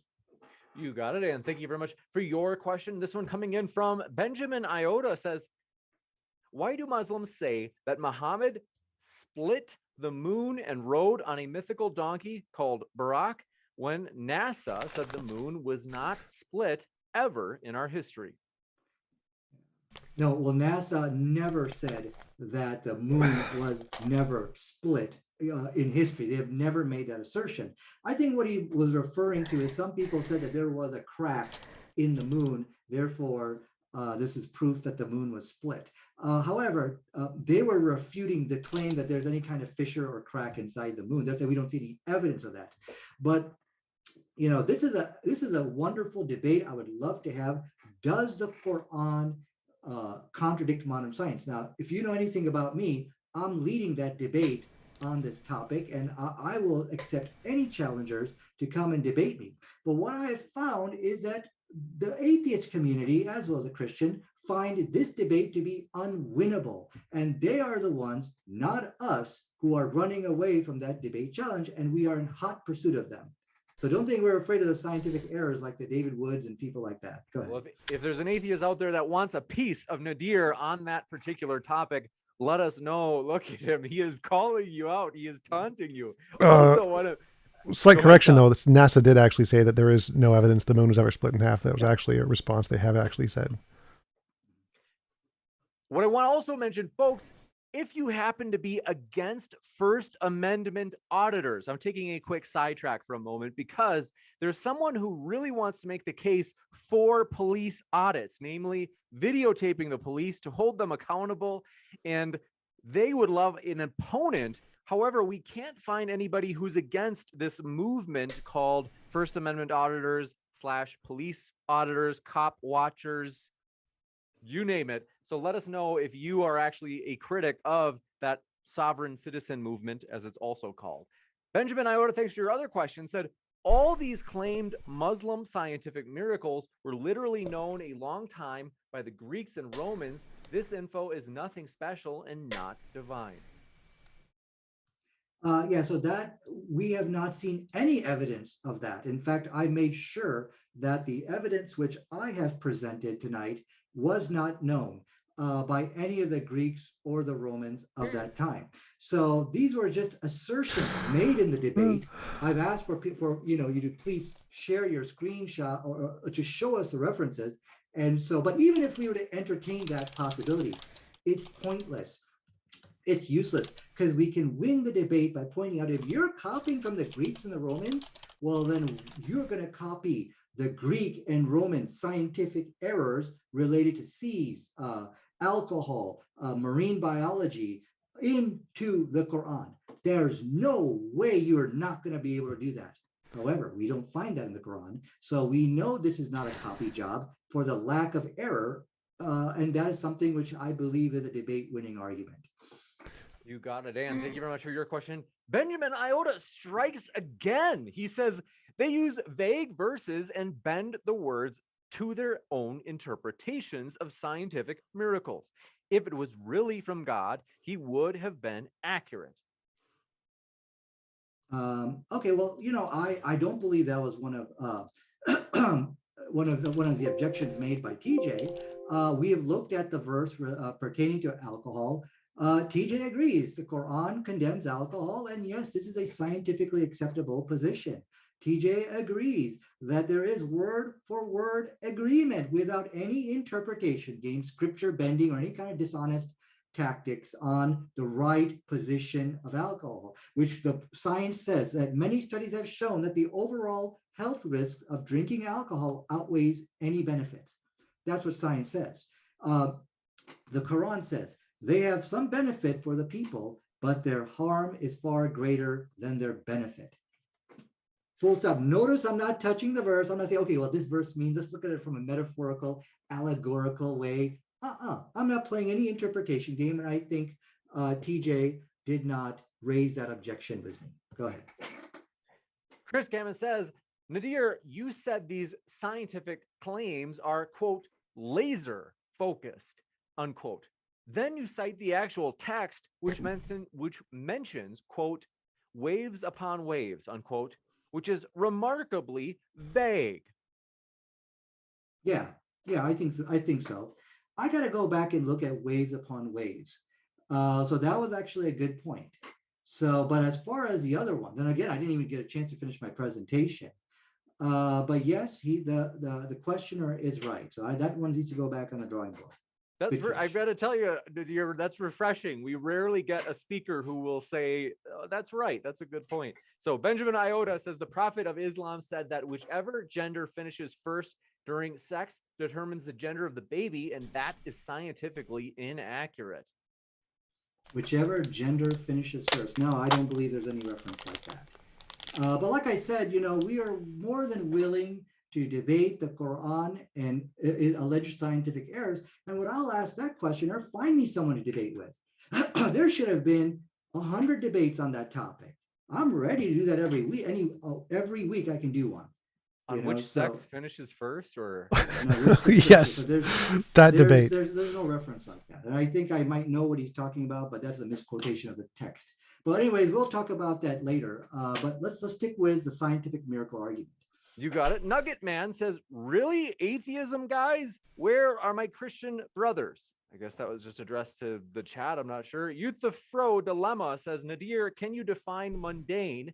And would you consider a collection of mundane facts evidence for a God? Let's say that they aren't mundane, but significant as you claim. Would that be sufficient evidence for an omnipotent God? Well, first of all, that was, when we talked about the Quran condemning alcohol, that is not mundane. I have already shown you the scientific literature in which they've pointed out the significance of that. And so for you to come and say this is mundane, that would be a scientific error, actually. The thing is, science in general is boring and mundane. But when you look at each and every one of these facts, you can say, oh, okay, well, that's not significant to me. This is not significant to me. But when you start adding it together, what was not denied in tonight's debate was there is an agreement between the Quran and science, which is consistent. And it happens over and over and again. And cops cannot explain that. Telling us that this is mundane, well, first of all, I see that as kind of a nefarious, malicious interpretation, because you don't want to agree with the Islamic argument, which I believe is sustained here, that there is a clear and consistent pattern in the Quran of agreeing with science. You got it. And thank you very much for this question coming in from Native Atheist. You got a fan out there, says, another win for TJump with the hard rock hand sign. Why So Religious says, not the point. Quran claims a human understood. I'm not sure what they meant on that. You guys get what that might be referring to? Did they ask a previous question that Nadir responded to, and they were responding to that? That was the first one that I saw from them, unless I missed. I don't think I missed it though. Let me know why so religious in the chat if I in terms of the context for that. Benjamin Iota in the meantime says, if Islam is correct, there should be not a single scientific inaccuracy within its text. Then why did NASA confirm the moon was never split? Well, no, I think that's a misreading of what happened, but I do agree. Inside the Quran is 100% in agreement with modern science. There's no, and we've debated that many times. Look at my last debate I did with apostate prophet. What NASA said is just debunking the claim that people are claiming that there's some kind of rift or crevice in the moon showing that it has been split. They're saying, no, we don't find any evidence of this, but they're not going to make the claim that the moon was never split. They will never make such a claim. So the Quran is in complete harmony with modern science. You got it, and thank you very much for your question. Zagros Ozcan says, why did Moa did it with, okay, I think they're saying, why did Muhammad have sensual relations with a 9? I think they are referring to a 9-year-old, as this objection sometimes comes up.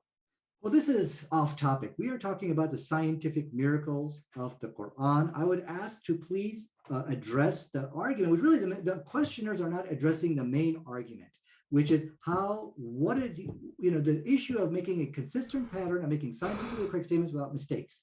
That's what I'm hoping that the questioners should start talking about, because I'd like to know the answer to that. You got it. This one coming in from Benjamin Iota says, didn't the Prophet Muhammad say that eating 7 dates will protect you from poison? That is scientifically inaccurate. No, I don't believe there's any statement like that. And this, first of all, this is not in the Quran, and I think they're talking about the Ajwa date. But again, this is not talking about the scientific miracles of the Quran. I think we need to stick with the topic here. So I'll ask once again, focus on what I'm presenting as evidence for the scientific miracles of the Quran. You got it. This one from Chris Gammon says, Nadir, the Quran says, quote, if there is even the weight of a mustard seed, unquote, the context suggests the mustard seed is the smallest or lightest item, i.e. iota. So basically, this is an interpretation, you see. So this is very interesting now. So now people are playing an interpretation game where, they're saying, the Quran doesn't state that it is the smallest seed, but I'm going to interpret it into the text to mean that. So now this is very significant. Why? Because who's playing that dishonest interpretation game? Is it the Muslims? Look, we heard the whole debate tonight. TJ never once cited me, oh, you're reading science into the text. You are just putting your spin onto the verses of the Quran. Allahu Akbar. That is another win for us, by the way. Everything I stated was right there in the text. And so when the person who made that, he's just putting a nefarious spin onto the text of the Quran to try to interpret it in a way to make it disagree with science. This one from Euthyphro Dilemma coming back says, Nadir, I would consider significant facts unknown to the people at the time as evidence. However, if there is one inaccuracy, isn't that sufficient evidence the Quran wasn't revealed by a God? Right. This goes back to the debate on the scientific errors of the Quran. I'm ready for this debate. Let's do it, But what I keep saying, look, I have already approached the atheists and the Christians and others than them. Come, let's debate this. They are the ones running because they see it as an unwinnable debate. They know they will be defeated. And that's why they're not coming forward to debate this topic with me, because they've seen the debates in the past and they have been defeated on it. So you need to take this goodwill of yours and take it to them and ask, why are those people running away? Mango T, thanks for your question, says, Nadir, why do you need a book to tell you how to live your life? Are you that in need of it that you need to be told to live every aspect of your life? Mm-hmm. See, these are decisions which are not made by me. I looked at the Quran and I've seen the good which the Quran has brought. For example, one example of that was the Quran saved millions of children from fetal alcohol syndrome. But not only that, but the Quran also started a scientific revolution, which the whole world has benefited from. So when I look at all the good this book has done for mankind, and oh, by the way, that's called the golden age of Islam, or which you could read about. This really convinces me that the Quran is the right book to follow. And just as has it improved other people's lives, it will also improve yours if you give it a chance. You got it. 2 seconds while I destroy someone in the chat. Folks, we told you not to spam the chat. I just destroyed a fellow for spouting spam in the chat, and it gives me a lot of pleasure. Mango T also says, Nadir, if you follow the Quran, is it true that you become lazy, ignorant, and angry? Every follower of the Quran have those traits. Ay. Okay, that one was pretty barbed. I wish I would have read that before reading it out loud. So sorry. I'm like Ron Burgundy up here, but we'll give you a chance to respond to that barbed question comment. Nadir. So I guess what he's saying is that if you read the Quran, it makes you a lousy, miserable person. However, this claim has actually been debunked by science. There's a study which I'm going to pull up for you, in which they have pointed out that the people who have had the most happy, satisfied lives are actually Muslims. And in fact, what I'll do, let me see if I can find that real quick for you here. So anyways, I'll pull it up later, but so I guess my point here is I don't think there's any truth to that claim. Go ahead.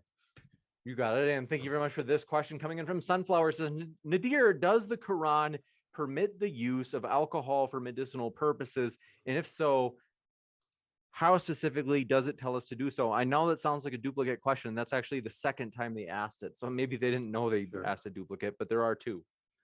Yeah, so from a scientific point of view, as I've shown you, the scientists say that if you look at alcohol overall, the harm outweighs any benefit.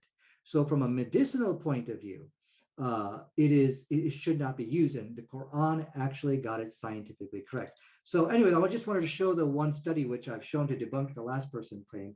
It says Muslims have the highest life satisfaction. They have feelings of oneness that trumps Christians, Buddhists, and yogi studies suggest. So no, the Quran doesn't make you a miserable person. Excuse me.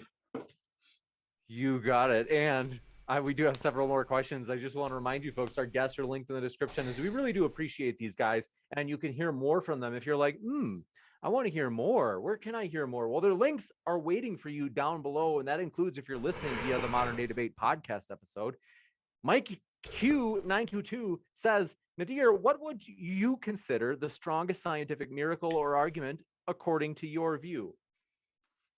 Yeah, I think, well, of course, what I believe is the consistent pattern is number one, but I think there's also one more, which I did not get a chance to really talk about.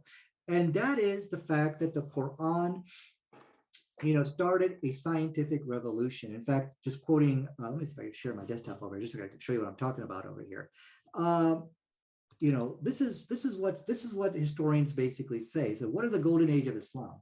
Is where all Western advances in civil engineering, mathematics, chemistry, and medicine and astronomy were founded upon the medieval sciences of Islam. The New York Times actually wrote an article about this. It said, commanded by the Quran to seek knowledge and read nature for the signs of the Creator, it inspired by a treasure trove of ancient Greek learning, Muslims created a society that the Middle Ages was the scientific center of the world.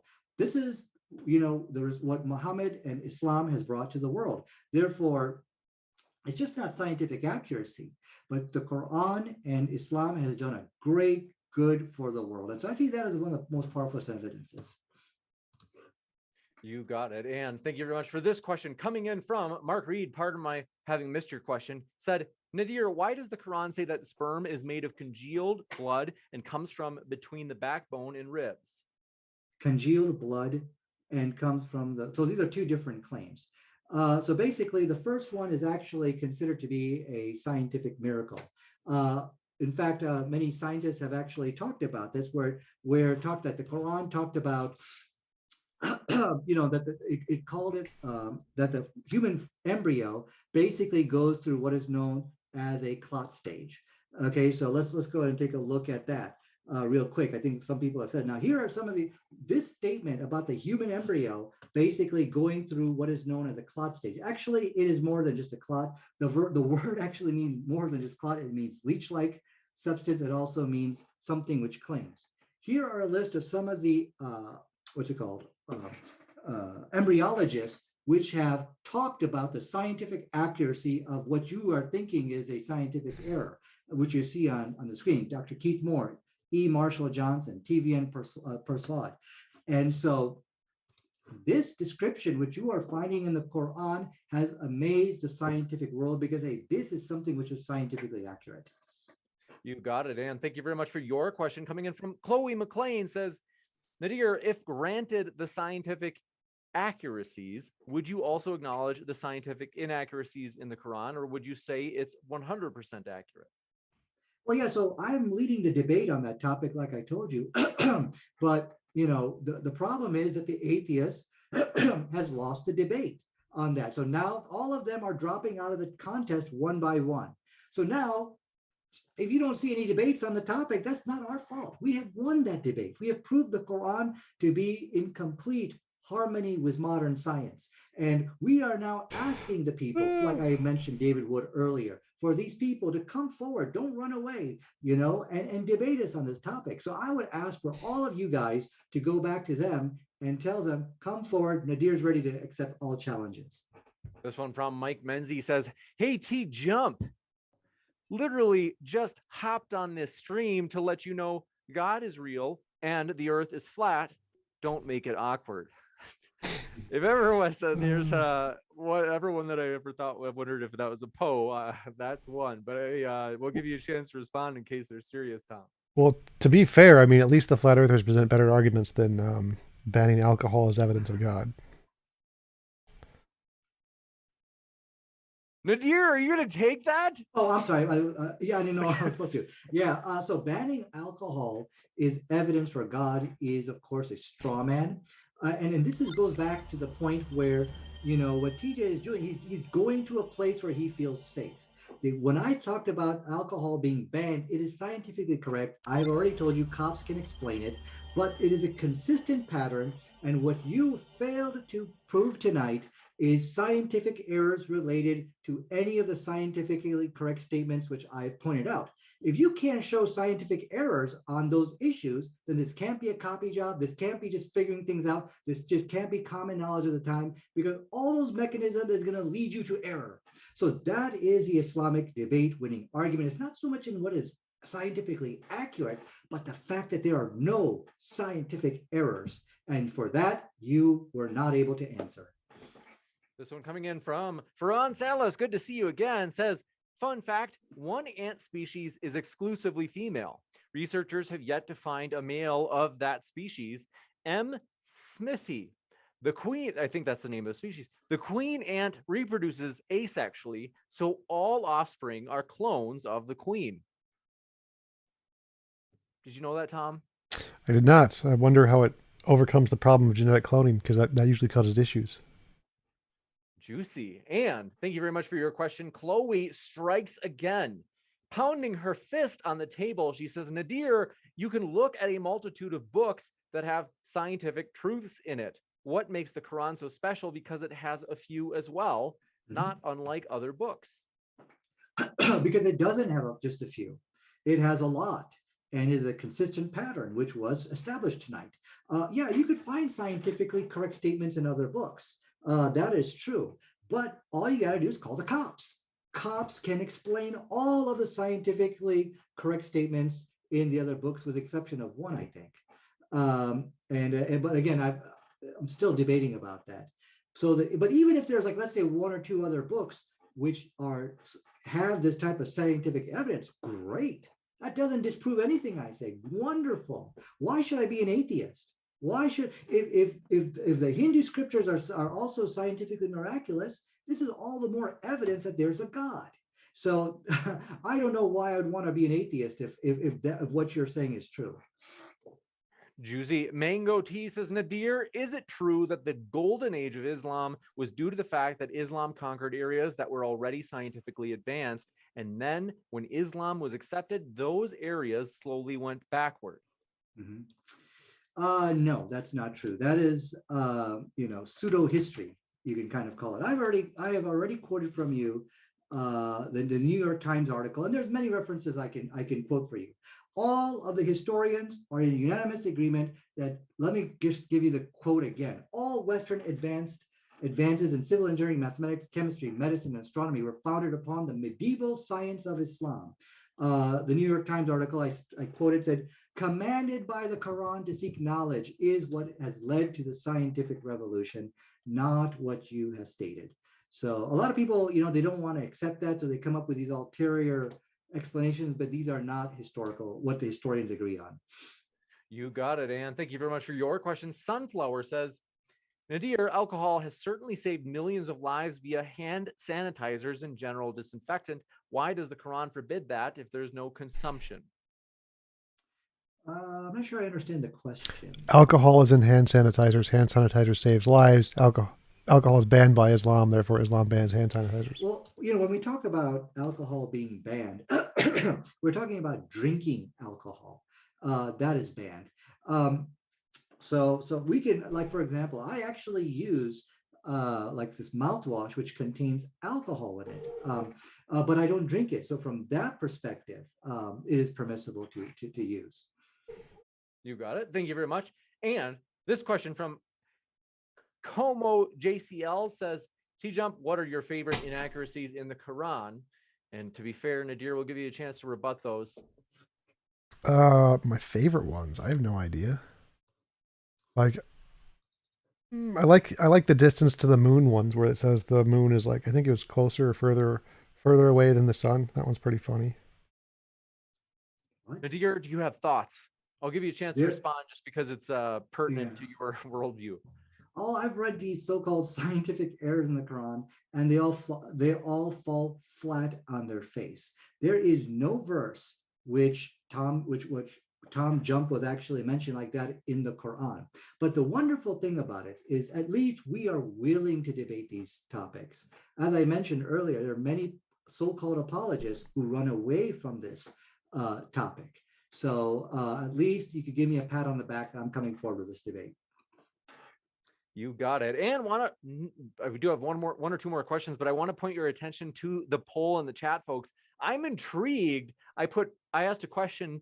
This is a poll in the chat. What debates would you most want to see at the January in-person debate conference featuring TJump and Nadir, as they've both been invited?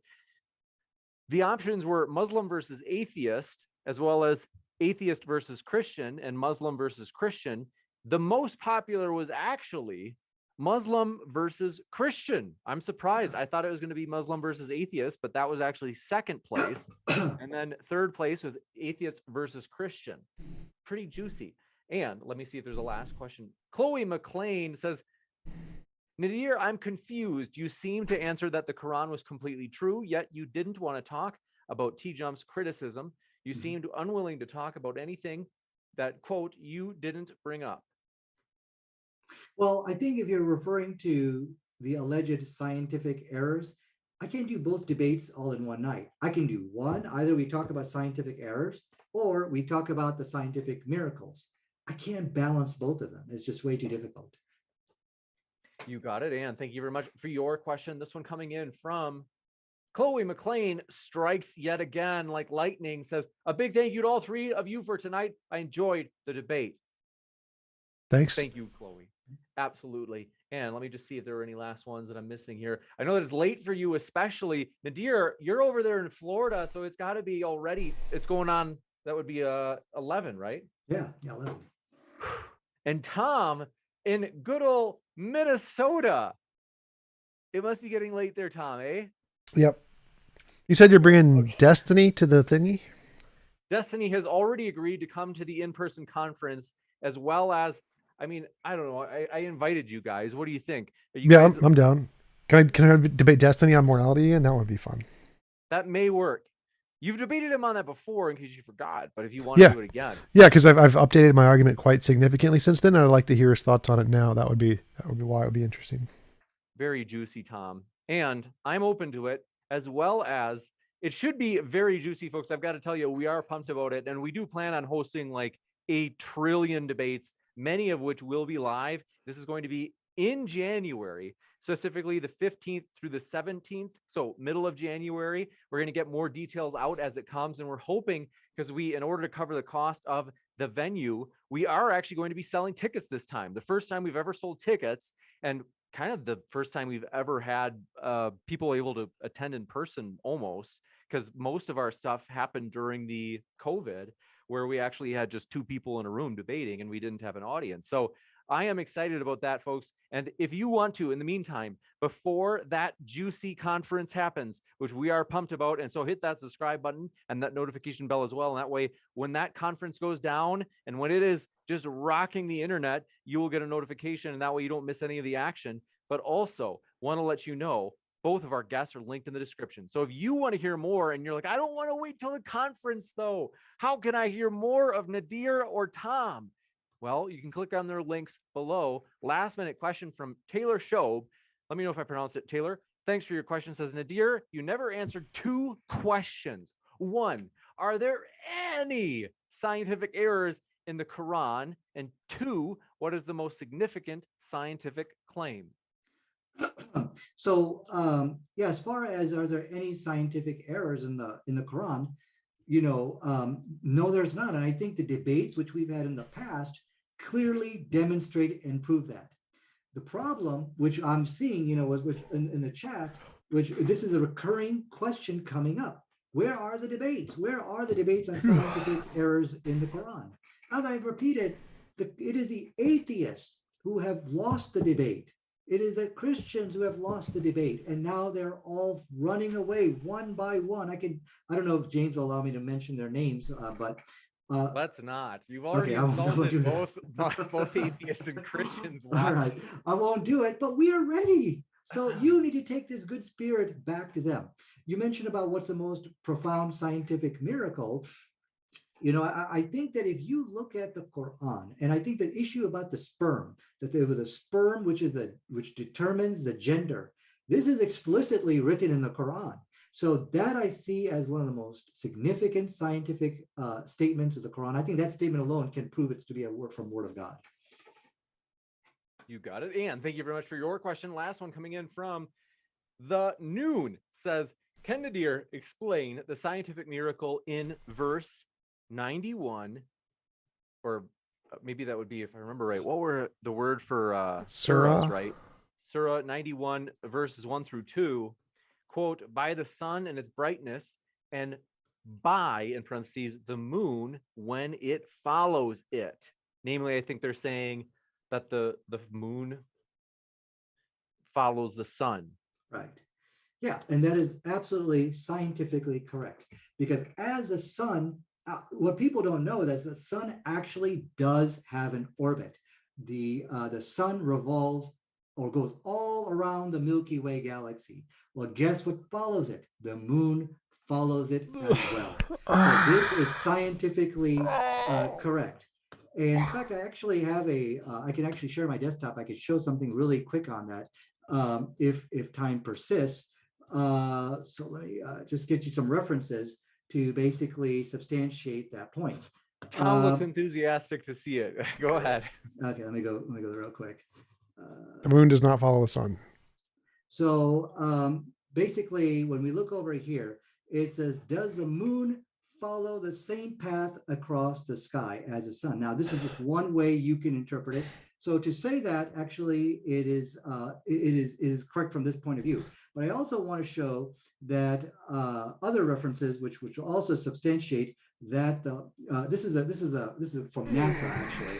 It says yes, the sun in fact and our whole solar system orbits around the center of the Milky Way galaxy. So the point which I'm making here, as the sun orbits, guess what's following it? Everything, not just the moon, but everything else as well. So this is a scientifically accurate statement in the Quran. Convinced, Tom? No, the fact that it seems to follow the same path in the sky shows that people who are ignorant of cosmology and just look into the sky would say something like the moon follows the sun. But people who actually know cosmology would know that's not how it works. Actually, what it's following is dark matter, because the dark matter actually significantly outweighs the mass of our solar system. And what's causing it to orbit is the dark matter, not the sun. And so it's following the dark matter, not the sun. Well, that's just one interpretation. Why don't you address the one about the Milky Way galaxy? I did. So it's not the reason our solar system is in the Milky Way galaxy is because of the dark matter, which far outweighs the mass of our solar system. What are you talking about? I have no idea what you're talking about. How are you denying the claim that the moon, as well as everything else, is not following the sun around the Milky Way galaxy? How are you denying that? Because the primary source of mass isn't the sun, it's dark matter. Dark matter, more mass than sun. Dark matter causes the movement of the solar system around the Milky Way, not sun. Dark matter. Dark matter, James, not sun. Okay, James, do you understand anything he's saying? I cannot take a position, but I'll give you the last word on this before we go to the next question. Another one just flew in from Mark Reed that I want to get to. Yeah. This one from Mark Reed saying, Nadir, why did you state that TJump could not bring up his own subjects, then accuse him of not bringing up examples of scientific inaccuracies? Don't you think that is a double standard? Right. So he should have brought scientific errors related to the statements about the alcohol, about gender determination, about the issues which I was raising, because the particular scientific errors which I wanted to see, not stuff about moon following the sun, that's irrelevant scientific error claims.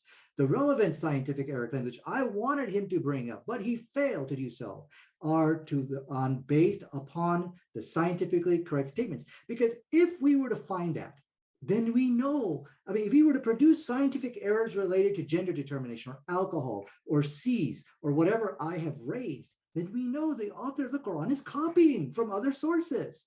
But he wasn't able to do so. And as a result, it was proven that the Quran is a scientific miracle. In fact, I'll even ask him again tonight, although he failed, where are the scientific errors related to the material I presented to you? Go ahead. Well, so like, I don't understand the question, because I never said he was copying from other sources. Okay. So the fact that he presented one factual statement, like that. Whoa. Even if you're not copying, if you are doing analysis, if you are trying to figure out this stuff in any other way, you're going to run into mistakes. Nadir, how many facts about ants are there in the Quran? There's 2 facts. Mm-hmm. And he got those 2 facts right. That's correct. And you want me to use those 2 facts, and of those 2 facts, find wrong facts? Well, the issue is if you are copying or if you're deducing, you're studying, like you made this analogy of this anthill or something like that, you put the stick. See, if you're doing any kind of scientific research, you're going to basically discover, you're going to make a lot of mistakes before you get something right. So we should see postulum, theory, hypothesis, as well as calculations or something like that to show us, okay, you're trying to figure this stuff out. It is hypothetically possible to come up with this information. Boom, first time around, you got it. That's possible. but you can't do it consistently like what we have seen it throughout the Quran. Now you're going to pull out the same stunt. You're going to do that with the alcohol. You're going to do that with the C's. You're going to do that with a gender determination. No, nobody can do that consistently. So that's where I think the debate was won. You said he only presented 2 facts. If he's only presented 2 facts about ants, he hasn't done it consistently. He's gotten 2 correct. So if you write down like 1,000 facts about ants and got all of those right, that would be relatively impressive. You wrote down 2. It would be impressive. I do agree. Yeah. You wrote down This 2. one coming in from, do appreciate your question. Mango T says, James, can you do a reverse debate? By reverse, I mean where the speakers defend the other person's worldview. We did it once a long time ago, and people just didn't like it. I think people usually like when people really have their own views on the line. So I don't know if we'll do it again, but I appreciate that question. This one coming in as well from Why So Religious? Do appreciate your patience, as I agree. I was slow to get to your question. Says, if Islam is correct, this is for you, Nadir, then why did Allah mislead Muslim scholars to believe that the moon creates its own light? And then says, I don't know how to pronounce this. Let me know, Nadir. It says, Ibn Taymiyyah, namely in parentheses, may Allah have mercy on him, said the words Daya, Nur, and so on refer to something that produces light by itself, such as the sun and moon, and such as fire. Allah, may he be exalted, says, interpretation of the meaning, quote, it is he who made the sun a shining thing, Daya, and the moon as a light, Nur. If Islam is true, then Allah should only guide Muslims to truth. Unlike here, where a prominent scholar for centuries is wrong, which leads other Muslims to be wrong about the universe. Yeah, and so what I'm seeing is kind of a consistent pattern where this debate is an open and shut case. They are not able to challenge the evidences presented in the scientific miracles of the Quran. So what they want to do now, they want to try to disprove the Quran. And I've already repeated many times, we're ready to debate these things. What the questioner is doing, he's attacking a commentary. He's saying that the Quran now has to take the responsibility to make sure everybody's understanding of science has to be correct. Well, maybe that might work. That might be the way it works for the atheist pseudoscientific space cadet. This is the way he thinks, but this is not what the scientific world would expect, and so the Quran has no obligation to do so. You got it, and thank you very much for this question coming in from. Do want to remind you, my dear friends, thanks so much for your feedback. We will put out more details on the DebateCon conference as we know them, as I know that we haven't put out a lot, but we are going to share more about that as we've just been a little bit behind on it. So thanks for asking that. And with that, want to say thanks so much to our guests who we have, as mentioned, we are excited to mention we have invited them to the DebateCon conference by Modern Day Debate. It's going to be juicy. It's going to be epic. And believe me, it's going to knock your socks off, folks. Thank you very much, TJump and Nadir, for being with us tonight. It's been a true pleasure. Thanks. Thanks, Nadir. Thanks for hosting, All right, James. Man. Thanks, Tom. 100%. I'm going to be back in just a moment, my dear friends, with a post-credit scene, letting you know some of the juicy details, more on that conference coming up, as well as other juicy debates. So thanks for that, and stick around. I'll be right back in just a moment. Thanks, everybody. All right, we're backstage. Thank you, guys. It's been a true pleasure. Let me know if it's useful. I can send you the MP4 of this debate. Sure. Otherwise, I hope you have a great rest of your night. Thanks. Let me know if there's other links you'd like me to add to the description. I can do that as well. I've got your guys' YouTube channels as of right now. So want to say thank you guys though, and I hope you have a good night. Any questions? Yeah. Is David Wood in Texas? I'm not sure. Do you know, Nadir? I thought he's in Virginia, or I'm sorry, New York, Virginia area. Yeah, I've had my gut has told me that either he's in Texas or maybe the East Coast. So I'll have to see. Yeah.